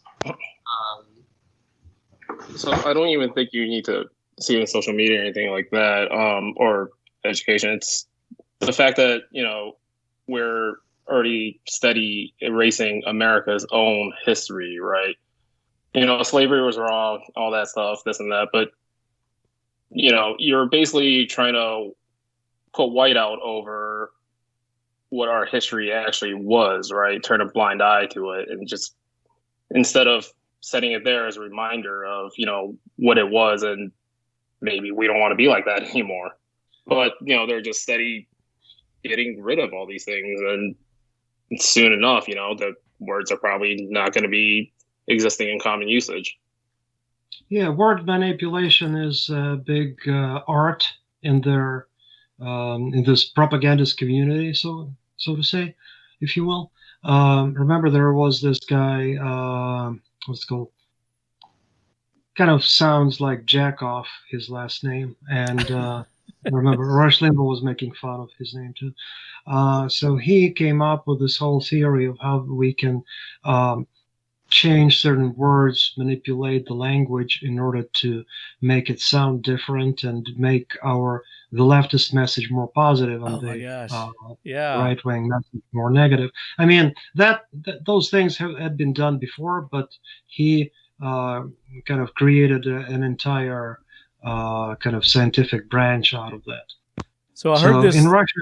It's called, you know, you mentioned other things, other forms, like what Antifa was doing, creating a page with one content and then substituting it. Yeah. It's not as much propaganda. It's more of what in Russia they call political technology. In Russia, they're being a little more cynical about this, and it's a official term, political technology. So all these people are political technologists. There is a special science called I think that falls into the agitation part of the Agitprop. Yeah, that is part of it, of course. Yeah. In many ways. So you're talking about, changing words and the meanings of words. And I was listening to the radio today, and they were talking about in India, curry. They use a lot of curry in Indian food. And supposedly that's been that was a British term or something like that, and they're trying to change and get people to not use the word curry anymore in India when referring to Indian food and stuff. And I thought that was ridiculous. But anyway, to go to your point. Yeah, they are changing everything. They're changing the names of countries, the names of cities. It's like I don't know what was wrong with Peking. They had to change everything, all the maps, and to Beijing. I don't know, Bill. What do you think? If it was still called Peking, would it be a problem? It's funny. It's like the communist government there try to erase all forms of the past, right? So new names, things got shifted around, but. It's just like no matter what it is, how small of a change, you have to change it, because if you leave anything, that's kind of letting something go, I feel like, and they just can't have that. Yeah, one of the features, and maybe you guys can educate me, and I know, Marty, you want to get on with it, but I think this is really important, that in communist countries, Brian, the revolution never ends, right? And Bernie uses that kind of language, our revolution, and Fidel Castro used to talk about the revolution in the present tense. Do you guys understand, that goes to what Bill was just saying with that things always have to be changing, and Oleg talking about next month we'll have food. Next month we'll have food. Is that the deal, or is there another part? What's your guys' take on that with the revolution never ending? I think it's just, for China, it's like everyone's united towards one China for the greater good of it, and this and that. And I think, for them, it really does instill this sense of nationalism. Maybe not at all levels, but enough to where, because for the longest time, Chinese people were just like, we kind of just work in the factories, we manufacture stuff, this and that. We export all our stuff to foreign countries, and all of a sudden, they start pushing this China first policy and uniting the people. And, there seems to be a huge resurgence of patriotism over there due to it. Yeah. Same here in Russia. They are doing, although it's no longer a communist country, but because there is no longer the communist ideology to unite the nation, so Putin is using nationalism to unite the nation. And nationalism there is a little bit different, because when you have a multinational country like Russia or China, and only one ethnic group is in charge, then that nationalism is no longer called nationalism. It's chauvinism. It's supremacism. And they are suppressing out. They call themselves the big brothers, of the smaller brothers. So, and to answer your question about how this kind of permanent revolution, actually there was a term introduced by Trotsky, permanent revolution. Trotsky, of course, was the enemy of Stalin, so he had to kill him. But there are a lot of Trotskyites here in the United States, a lot more than there used to be back in the Soviet Union. They are talking about the permanent revolution, but it was more like, in our case, in the Soviet case, that we all lived in the present as a temporary condition to achieve the brighter future. So there was no present. There was the dark past, and there was the bright future. And we all were waiting and suffering and trying to overcome the difficulties, just waiting for the bright future to arrive. And on the People's Cube, my satirical website, we call it the glorious world of next Tuesday. So next Tuesday is going to come. Free beer tomorrow. Tuesday come and they ask me questions. No, you stupid. I told you next Tuesday. It's not this Tuesday. It's next Tuesday. It's free beer tomorrow. So, yeah. And there was the dark past and the bright future, and there was a joke that what happens when you mix a dark past and the bright future, you get the gray present. Yeah.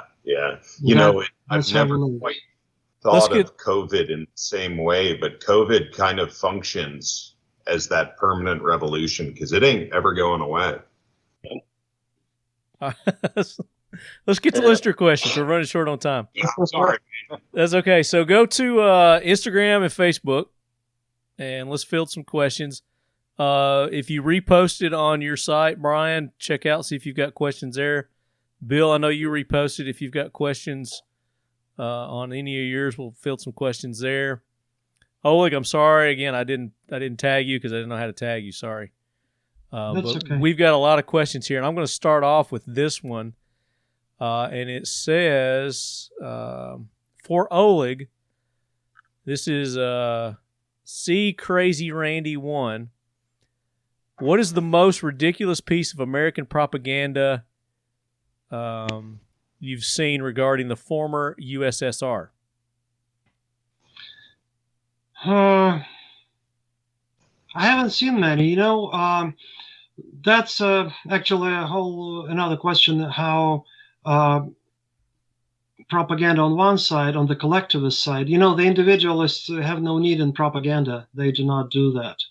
Capitalism was never advertised, or nobody did the propaganda of capitalism until the communists started denigrating capitalism, and then somebody had to engage in counter-propaganda. And that sucks you in and again creates this simplistic version of reality. And then you have to know when enough is enough and stop. Propaganda was initially, I think, probably started in the 19th century. There was a lot of propaganda going on during the First World War, and there were American propaganda posters against the Germans. And then there were in Germany, there were their own. In Russia, there were a lot of propaganda posters during the First World War, even before the revolution. And so some of those propaganda artists started working for the communists later. So that started. But, the war propaganda is kind of justified. And during the time of crisis, everybody turns collectivist because that's the only mode to survive. Like in the army has to be collectivist. And it's not a bad thing because that's how you should work as one unit, and one person needs to sacrifice for the entire unit for it to survive. But that collectivism is the good moral code for the crisis mode, like in the war. When the crisis mode is over and there is a peacetime, we need to revert back to the to the individualist mode. And that never happened. In communist countries, they all lived in the state of crisis all the time. They all kind of cultivated this collectivist mode of operation, and so propaganda was the best for it. So in America, I've seen some, like in the 50s, there were propaganda films made describing the horrors of communism, but I don't think they are ridiculous. They were truthful. Then I don't remember anti-Soviet posters. There were a lot of anti-American posters in the Soviet Union, but I haven't seen any. If the reader can show me some, I can then give my opinion. But so far, I haven't seen any. What about you, Bill? Same question for China. Currently, as far as propaganda, it's not too much comes to mind, but a lot of it is. I guess the most recent thing is, China is usually used, and a lot of times for the right reasons, as the political, kind of catch-all answer, right? It's, China's ruining our economy, or China's influencing our social media through, our politics, state-sponsored, right, or through state-sponsored, basically got people that work for the government. They just basically sit on social media and post, pro-government messages in any outlet that, lets it happen. So but that's not outlandish. So I guess, that's actually happening, though. Right, it's not. So it's yeah, I haven't really seen too much outlandish stuff. Yeah, it's mostly, just growing up, it's really what I see in China. Like, again, I said it was more anti-Japanese propaganda, where they would literally paint them as, like demons and devils and things like that. Let me ask you this. Does China make the best AK-47? Since this is the AK corner, let's talk a little AKs here. That depends, I guess. Yeah, if you kill somebody, then half an hour later you have to kill them again. Right. It's like with Chinese food. Yeah, you get hungry real quick. I wouldn't say that they did make the best AKs, because a lot of it was, just copied, and they threw their own spin on it. But the one I am after right now is a Type 56S underfolder, with the bayonet from Norinco, just because I have some family connection to it all. So what's your family connection? So my grandfather was the general manager for Norinco's small munitions plant. No shit. And then he was moved up to the general manager of the a branch outside of Beijing. And so, I got to see the better sides of communism, I guess, thanks to that. And that's why I really want a Norinco 56S. That's a good reason, definitely. Yeah. So, on Facebook, Connor P. Norris, and it's not a question, he's just making a statement here, said, my favorite piece of completely made up Agitprop, specifically atrocity propaganda, was the story from the British early on in World War I of the German soldiers allegedly marching through conquered Belgium, tossing babies into the air and skewering them on their bayonets. Totally cartoonish fabrication. The British press just wanted to demonize the Germans so thoroughly to inflame the British public to supporting the war. Well, they weren't far from that. Well, yeah, that's what all sides did. The American posters I've seen that described Germans as these kind of half people, half apes who were trying to crawl into America. So yeah, that happened on all sides and everywhere.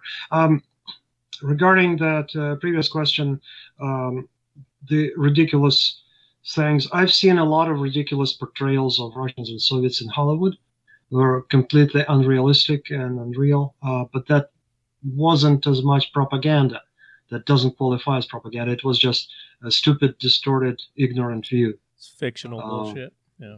Right, but that wasn't meant to kind of create the impression of that would lead to hatred or antagonism. It was just stupidly ignorant view. Yeah. On that same line, Oleg, there are a couple posters that I've seen that basically tell people not to eat their children that are in Russian or Cyrillic. Are those real or are those made up as far as you know? And apparently it came from the Ukraine famine, or I might be messing this up, but I think it had to do with people starving to death and that there was some cannibalism going on. Do you know any of the fact or fiction about? Well, I've never seen those. It sounds like somebody's gallows humor parody.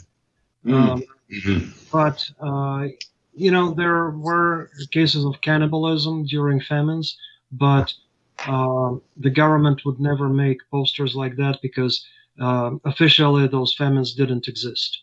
So the posters would be proof that there is famine. Right. Thank you.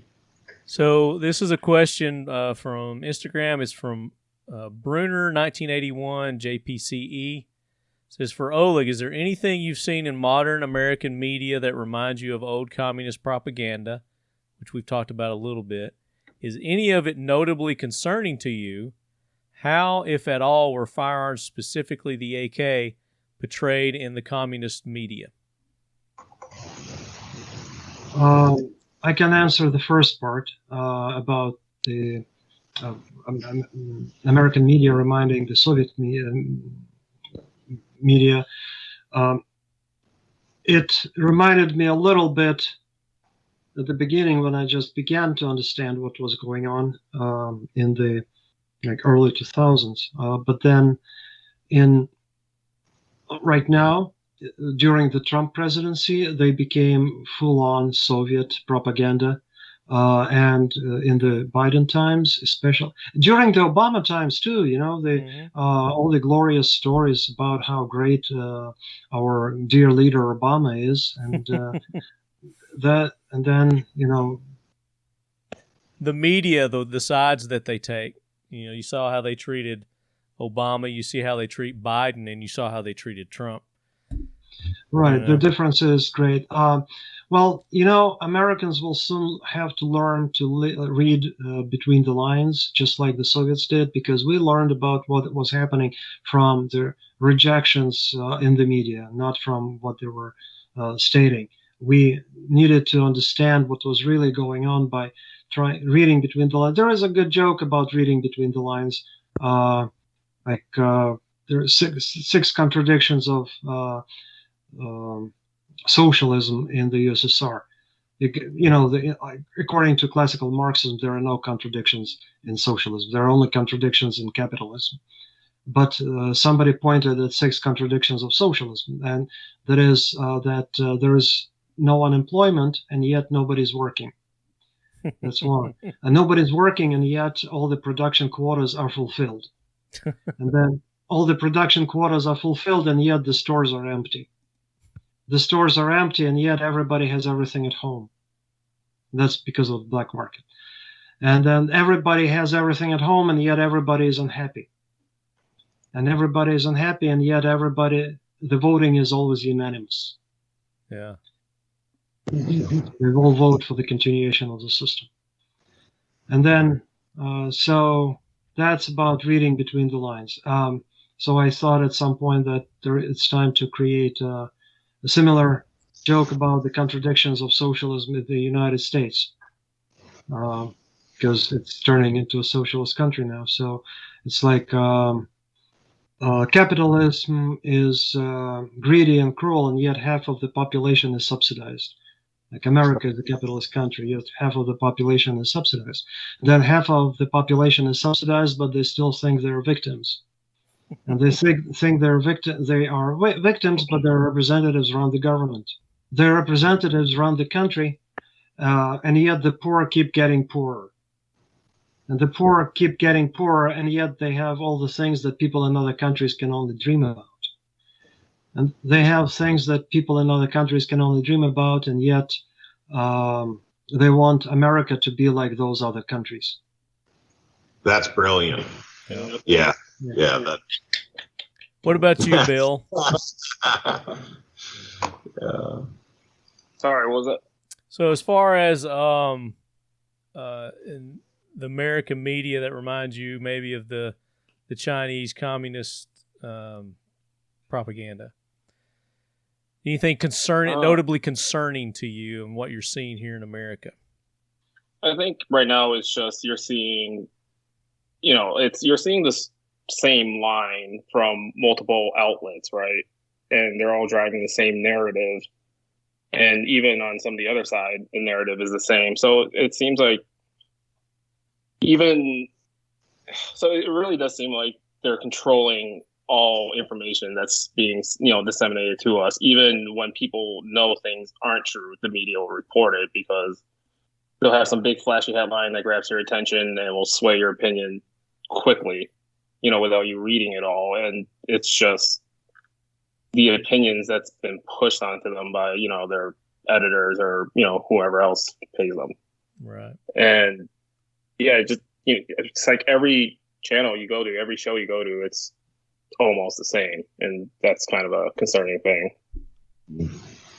And then this is kind of part of his question also, where he was asking about how, if at all, were firearms, specifically the AK, portrayed in the communist media. And, here's one famous one here. Classic. The original poster, right, where the guy is actually offered a glass of vodka, and he says, "No, I'm gonna be sober." Yeah, that is definitely a remake of that one. But, yeah, for us it was always present, but they never really pointed to it. It was just kind of more in the background kind of thing. It was kind of just subliminal. Maybe that's where my love of AKs really comes from, right? Yeah, it's more of a power control thing too. Is like, if you don't conform, look what we've got back here. We've got guns that we're going to control you with if you don't conform to our will. Yeah, it's funny, right now, or at least a few years ago, when knife attacks were the prevalent thing in China, for anyone to go to a supermarket to even purchase a kitchen knife, you'd have to show all your identification. They will log it in and everything just for a kitchen knife. Sounds like Canada. Yeah, it's a registry for cooking utensil. What about your post that you did, Brian? You got any questions on your post? I got one here, actually on the Talking Lead page on Instagram. Were there any Agitprop books, music, etc. that you enjoyed? And, I came across one maybe 3-4 weeks back. The San Francisco Gay Men's Choir put out a video that's been since taken down everywhere they can, but I'm sure there are copies around. That's called "We Are Coming for Your Children," and it's this snarky, disgusting, horrible video where they don't come right out and say what they're implying. They say they're going to or we're going to convert your children, and something like that, and then they do kind of a ... to be tolerant, loving human beings, and then they're going to come for you and turn you into a tolerant human being. And I was immediately enraged as I saw the video, but trying to practice sort of detached observation these days of what's going on, and so I decided not to have an opinion on it for a couple days to see how it sat. And the thing that struck me was how far it screwed its way into my head, like the tune that you can't get out of your head. And of course, my end conclusion is that, F that. And that I have zero willingness to entertain a civil discussion with folks that are acting in that way. What about you, Bill? You got any questions on the post you made? I think they went to your post on the Talking Lead page and on Instagram and asked a few, maybe. We've got some questions for you, and we're going to save those for our wrap up here because they're all about what you got going on with Sureshot. So we'll talk about that. Sounds good. Let's see. Austin Whalen, no questions. Just looking forward to this episode. Tandem Dooley, without the propaganda, would the AK be as recognized? With the Soviet influence in Asia and Africa, their propaganda was pushed more than any from the West. Who wants to take that one? I don't think the Agitprop had anything to do with that. I think it was just the manufacturing, how many manufacturing bases there were for, the ease of manufacturing of it, and when it's I think just control, its reputation in battle is the best propaganda it had. There's just so many out there, and they were just being sold for cents on the dollar to anyone that was willing to buy them for a certain period of time. So right. So is this the video, Brian? Brian, you're muted. Sorry, it's a link to a story in the video that's been on memory hold, and the original video was something like 4.5 minutes long, and it's worth people looking at because of it's such a sterling example of what we're talking about today, going on right now. Play it. This is the San Francisco Gay Men's Chorus outlining how they'll convert your children. Hit it. I'll share. I want to hear this. Yeah, no, let me see if the audio comes through. Oh, there's no audio. Let me unshare and then reshare because it's kind of a big one. And then we're going to turn computer. Yeah, here we go. So to those of you out there who are still working against equal rights, we have a message for you. You think we're sinful? You fight against our rights. You say we all lead lives you can't respect. But you're just frightened. You think that we'll corrupt your kids if our agenda goes unchecked. Funny, just this once, you're correct. We'll convert your children. Happens bit by bit, quietly and subtly, and you will barely notice it. You can keep them from disco. Warn about San Francisco. I like disco. Make pants, we don't care. I mean, that's the... It goes on like that for 4.5 minutes of pure rage, and obviously, I hope it's obvious. Gay rage? I don't think give one damn who people have sex with or who they love. It's this forced conformance that I think. I don't think there's any more or any less gayness in the world than there has been since the beginning of time. It's just more, it's more publicized now than ever before. Propagandized. Yeah, it's propaganda. There you go. Agitprop. What is gay agitprop? No. To me, this sounds Gaygiprop? To me, this sounds like a little bit ironic and sarcastic message that he's not. He's just pretending to be trying to be the devil's advocate, saying. Well, I mean, I haven't seen the whole thing, so it's hard to judge. But my first impression was that the message was, "Calm down, people. We're not going to do that. This is so outrageous that it's no sane person would be saying those things." Yeah. And can all gay people sing? I have nothing against gay people whatsoever, but it just seems like they can all sing really well. Can confirm. I know some really sloppy gay dudes. Okay. Tim Dillon. I have several gay friends, and they can all sing really well. I'm jealous. All right, we're going to wrap up our listener questions with this one, and this is M. Jolin's Might. Was Rocky IV the most effective anti-Soviet propaganda piece ever made? Is it true that Rocky's speech at the end of the film is what single-handedly caused the Soviet Union to collapse? Or was it David Hasselhoff in a piano scarf straddling the Berlin Wall that pushed it over the edge? Best question ever on this show. Yeah.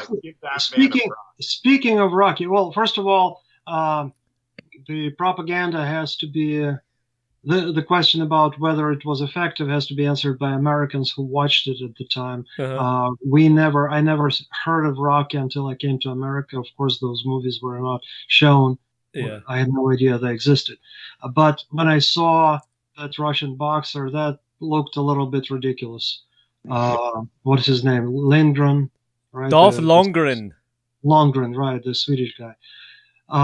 Yeah, he's Swedish. You see, the previous question was what examples of American anti-Soviet propaganda seemed ridiculous.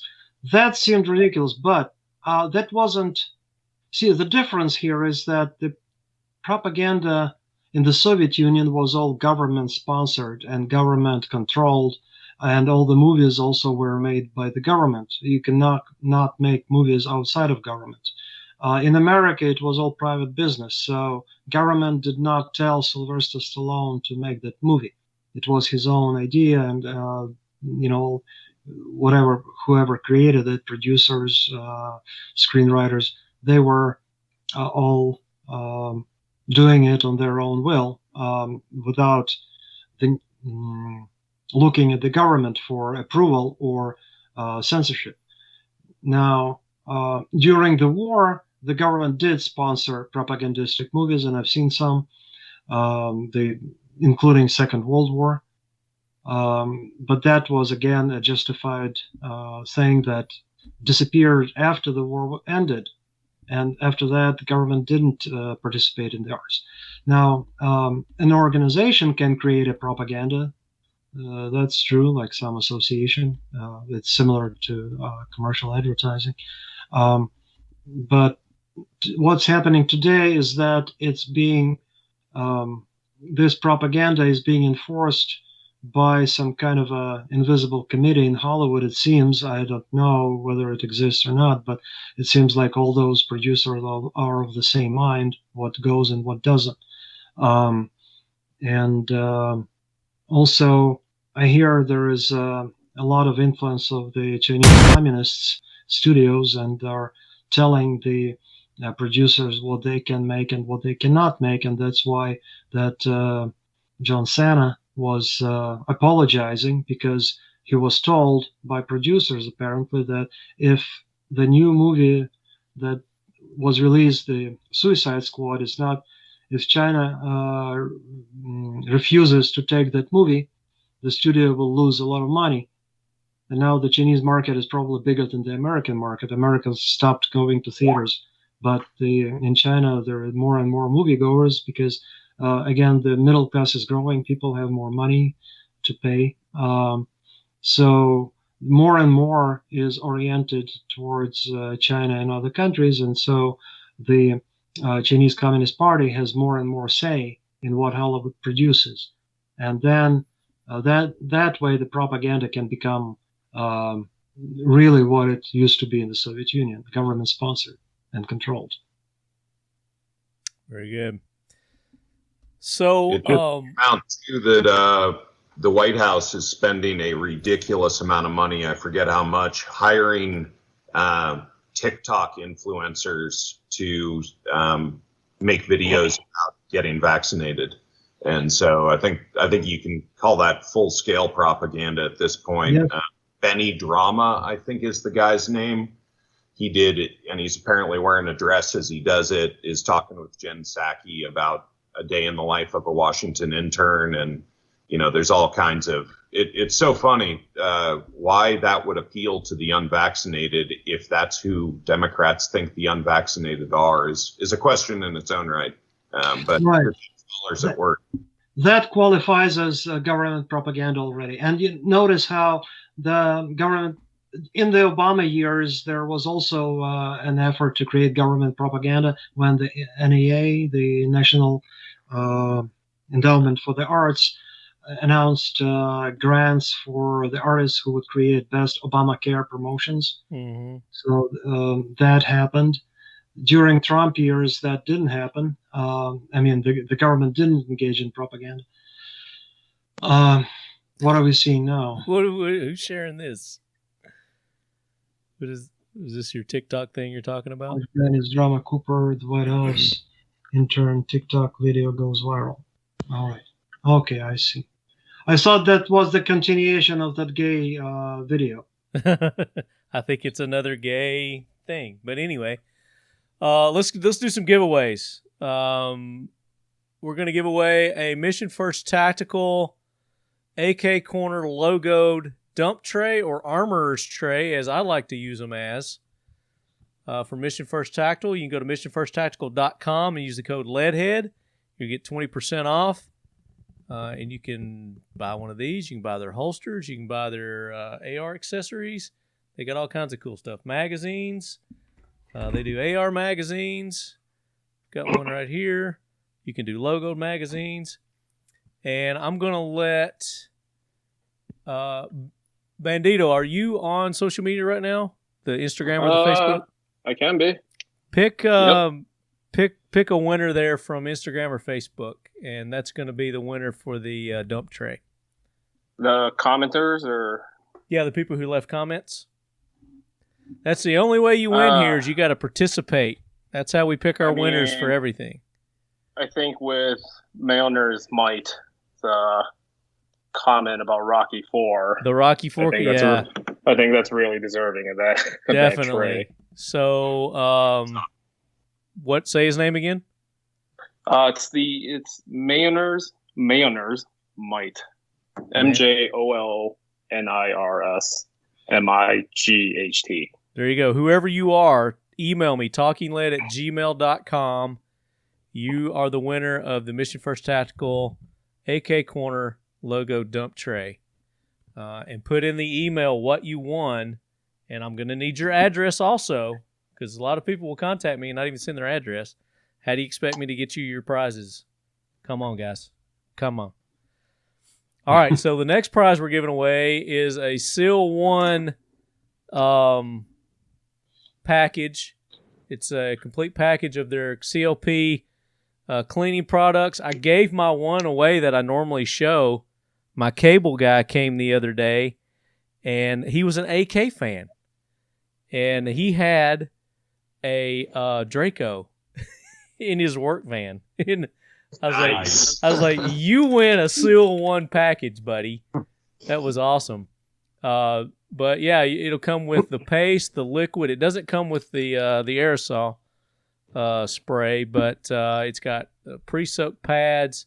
Seal1.com.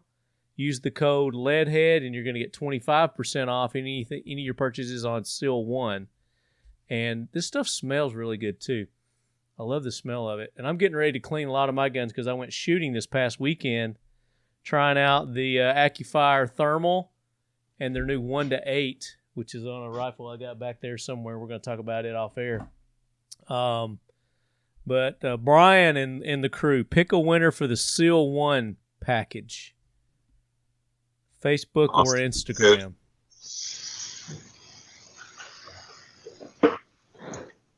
Don't take all day now. Where's the mouse? You guys need to. I had a layup all queued up, or an alley-oop all set up for them, but they decided to be individuals and start looking around. Oh, I missed that part of this. Oh, well, there are two really good ones, right? Come on, Austin. Work that mouse. Let's go with Crazy Randy 1 from Instagram. There you go. Crazy Randy 1. He said, for Oleg, what is the most ridiculous piece of American propaganda you've ever seen regarding the former USSR? And you answered that one. So Crazy Randy 1. Email me, talkinglead@gmail.com. You just want a Seal 1 cleaning kit. Brian, you giving away any Occam lube this episode? Well, yeah. Okay. Well, let's do that. Let's next winner. Let's go back to. Have you been to Facebook yet? Go to Facebook and pick one of our winners from Facebook. And Oleg, are you able to pull up Facebook and all that stuff? Right now, let's see. Okay, I'm on it. There you go. You'll see my post there with the Agitprop stuff. Well, I don't know. I see 7 comments, and they're supposedly comments, right? Yep. Underneath the comments, there's a Jonathan Gallup, there's a Jerry Black, there's a Connor P. Norris, there's a Brett Bedell, there's a Jerry Black again. Jerry Black was really getting on this. Brett Bedell says, "What food do you miss the most? What American food do you like the best? Makes me hungry." So who you like there on Facebook, Oleg? Well, there is one question that I could answer, but that would take a long time, and we're already winding up. From Jerry Black, how much of the propaganda did you actually believe? And it's hard. It depends on where, what time of my life. Like when I was a little kid, I believed all of it, of course, because I didn't see anything, didn't know anything else. Then when I started growing up, I think he means when you were educated and you knew better. Well, educated, but not from the government-run educational establishment. Educated by life. Yeah. Critical thinking for yourself, which we promote on this show. So, yeah. Well, I like that question. What made you want to settle in the U.S. and in particular New York? Well, because I like that country. Because I wanted to. It had the freedom. It was basically the dream for a long time. Mm-hmm. And actually, I visited it at first and I loved it, but I still came back because I was hoping that Ukraine would become independent and turn into another Western country, like that life would be like in not just another European country.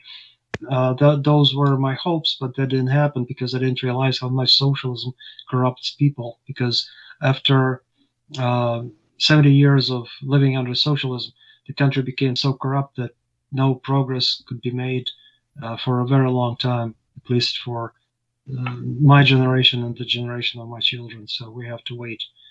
It's getting better. I visited it 5 years ago, and it's a lot better than what I left. Yeah. But still, it's not there yet. So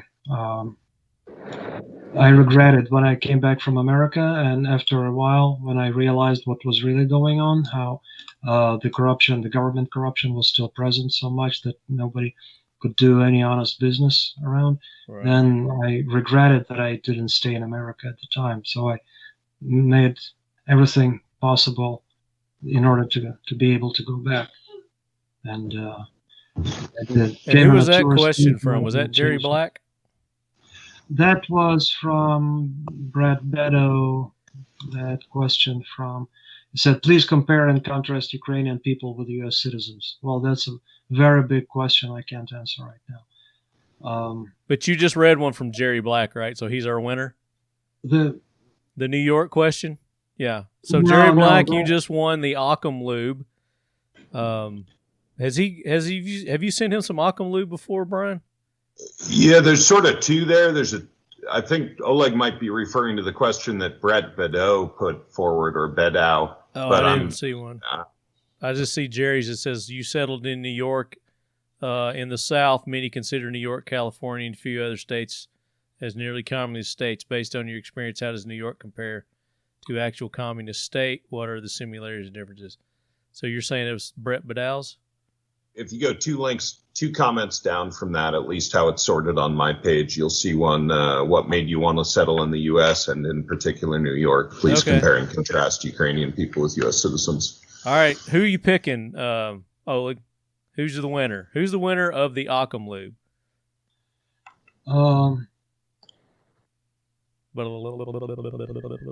I don't know. I kind of like Jonathan Gallup here. Super excited for this episode. I love propaganda art. Excited to learn more about the Soviet side.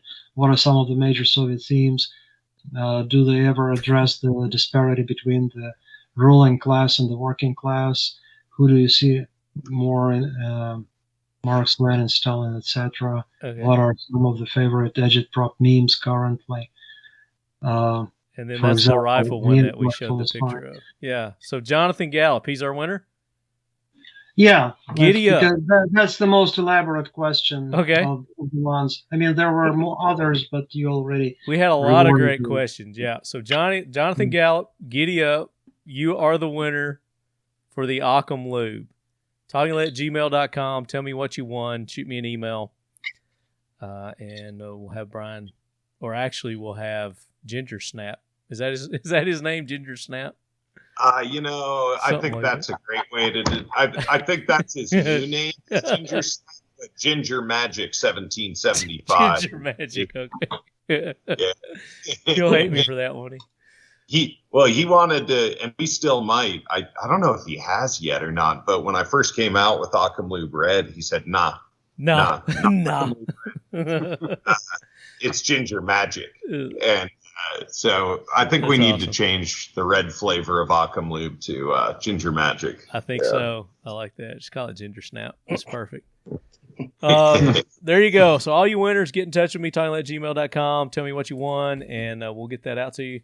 I'm going to give away a Leadhead Brigade patch also, and I'm not even going to announce who it is, but I'm just going to randomly pick somebody when we get off air, and you're going to get this patch. And when you get it, post it on social media and say I was the secret winner. So there you go. All right, let's let Bill, Bandito Bill, tell everybody where they can get in touch with you, talk about Sureshot, and what all you guys got going on. There's several questions about what you guys got new coming up and things like that. So hit us. You can find myself. It's at Bandito_Bill on Instagram. The company Sureshot USA will be at Sureshot_USA. And I think one of the questions was how Sureshot USA got started, and we talk about social media and everything like that. I think I saw one of their products pop up back on Instagram Explorer back in the day when that was still allowed. Yeah. Absolutely loved it, but they were in Russia. They weren't really shipping to the U.S. and it just happened that I was on I went to a training class with Center T, and Sableworks, who was putting it on at the time, he brought a few, with him, or Dima from Center T brought a few with him for Sableworks to sell, this and that. Grabbed one from, grabbed their Mark I rail system. Absolutely loved it. Did my fun Instagram stuff with it, and the owner of the company loved it. And, we started talking and everything, and, I love their product and wanted to, have a bigger presence with it here in the U.S. market, but not just by, importing foreign goods and reselling them here. I actually wanted to, set up shop over here, hire Americans, use American materials, and, try to give that same level of product to our customers. And you're like that guy that did the razor company. He said, I liked it so much I bought the company. Oh, no, nothing that grand. I had a chance to, expand our operations into a machine shop. And so it just seemed like the, perfect timing for all of it to come together. And then as far as what we have coming, right now we're manufacturing and shipping our Mark III free float system with a full integrated top rail. The biggest things now is to adapt that system to other variants here in the U.S., be it the, milled patterned AKs or Yugo pattern and anything like that. And then afterwards, we're going to fill out our product line with our Mark 2.1, Type 56. What's it? I said the Type 56, which what you're wanting to yeah. Yeah. I need one of those. So if anyone's got one for sale, let me know. TalkingLead@gmail.com. Hit me up.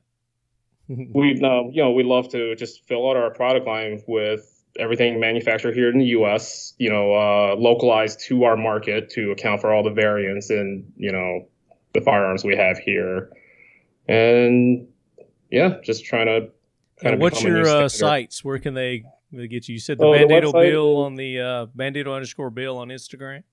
Yep. Sureshot is Sureshot_USA on Instagram, and the website is sureshot-usa.com. Very good. And I want to get you back on another episode of the AK Corner, and we're actually going to talk AKs on that episode. I promise. Oh, I will do. Promise you. Hey, if you're willing to have me back, I'm more than happy. No, absolutely, absolutely. We want to pick your brain. I know our listeners want to pick your brain also. Absolutely, I think that'd be a great time. Yeah, that'd be awesome. Oleg, talk about everything you got going on, your websites, products, your books. Well, I invite everybody to visit thepeoplescube.com.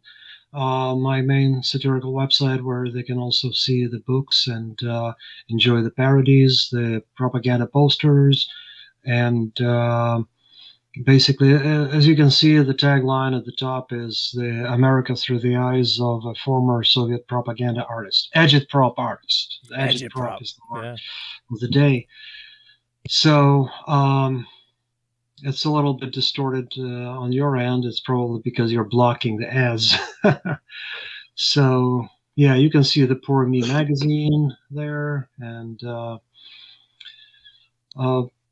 you'll get a lot of laugh.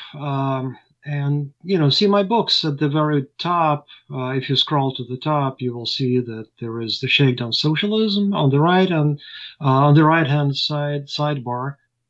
And over here? No, a little down. Oh, down here. Okay, there it is. No. Scroll to the right. Here, there they are. Yes, this is the Hotel USSR and Shakedown Socialism. There it is, Hotel USSR. A story of a young man coming of age in a totalitarian state. Is that your artwork there with the chick with her armpit, smelling her armpit? Chick, yes, that was a woman I wanted to marry at some point. Oh, yeah? I made her portrait, yes. This book is illustrated with my art. It has a lot of it, and it's a story of how I tried to create an art, but eventually the government convinced that I was a non-artist. And so I had to quit. No better way to get a chick to get naked for you than to tell her you're going to paint her, right? Oh, actually, she was sleeping. She didn't know I was sleeping. Even better. It was already after we slept. So you knocked the bottom out of it, didn't you? Shakedown Socialism is based on my experience of working in both systems, in the Soviet Union and in the United States, and the comparison of the two systems, plus some ideas about how the leftist ideas of socialism are actually a perversion of human nature, and how, for example, greed, the left is always complaining about the greed, but they are the greedy ones because they want to take our property and take it for themselves. Exactly. If the unions, for example, are complaining that somebody is not paying enough, then that means that it's their collective greed talking. They need to take money from everybody, from the entire country, and put it in their own pockets. Very good. And you got a second edition of this? There's two editions? Yes. Well, the first edition was I changed the cover and I expanded it because it was still popular selling after 6 years. Still, people would buy it, and so I accumulated a lot more material to include in it, so I expanded that a little bit and put the joke about the contradictions of socialism at the front, and created a new cover. And they go here to get the books, or are they available on Amazon? You can see that it's on Amazon. You can get it as a paperback, as a audio, the digital.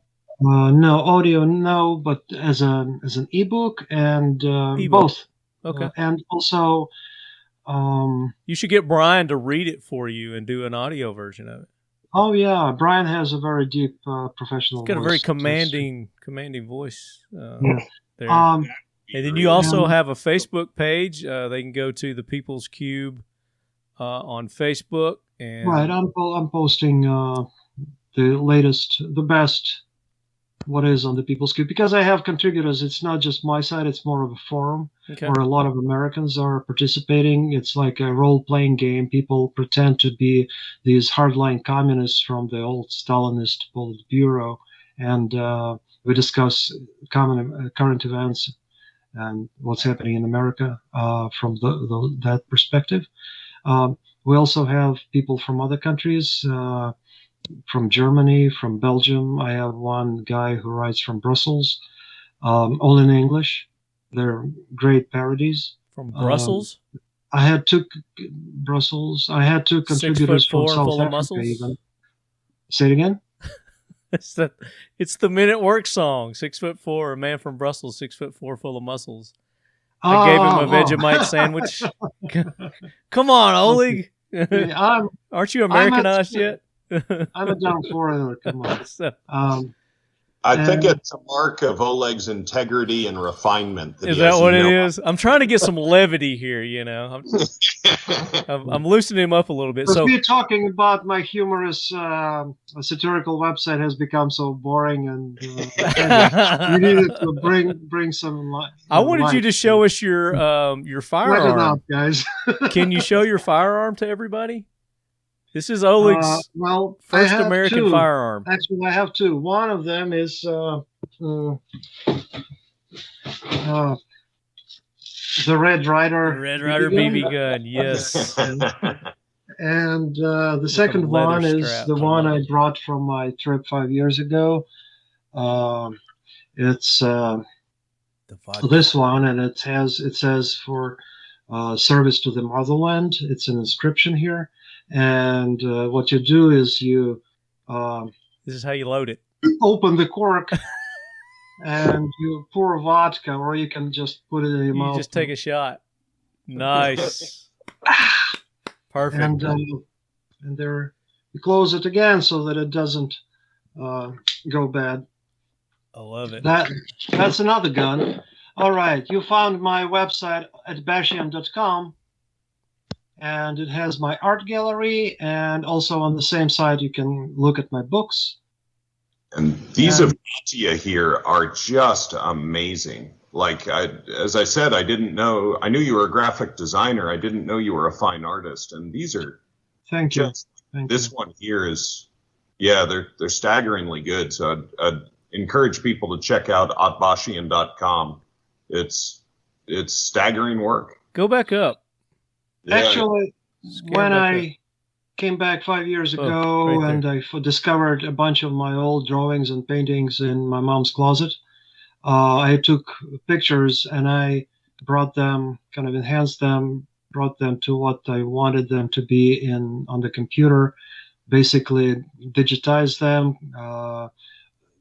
formatted them for print, and every picture had a story behind it.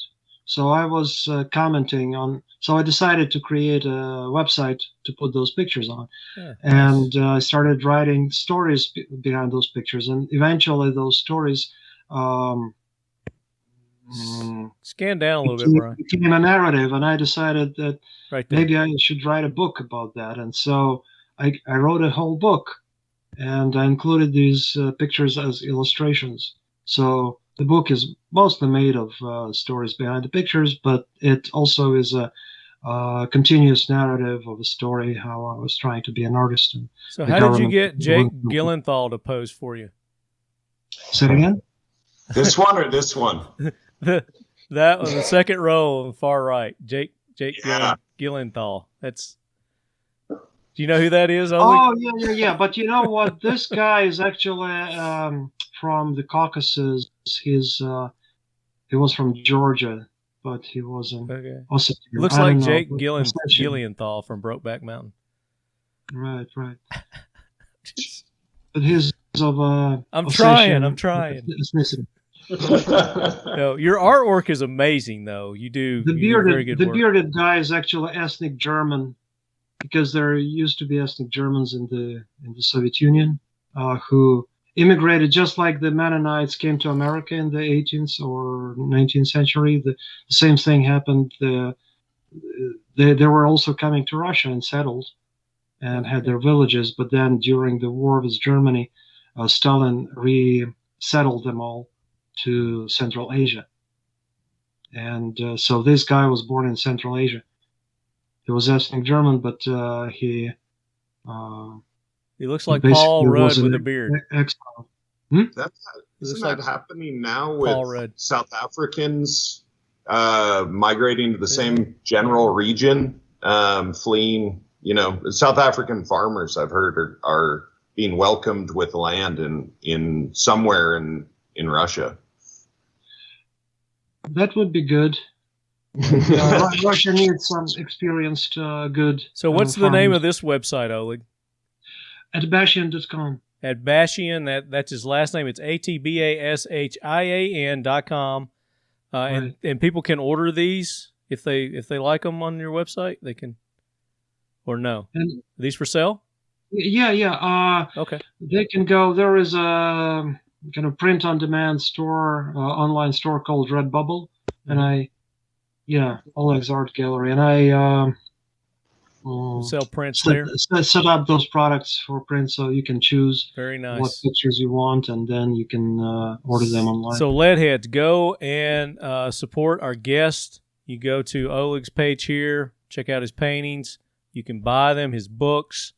Let them know how much you appreciate them being on the show. Go to Bandito Bill's website, Sureshot. What's that website again, Bill? It's sureshot-usa.com. Check out what he's got going on. Also, Bandito Bill, you've got a website. Don't you do some artwork yourself?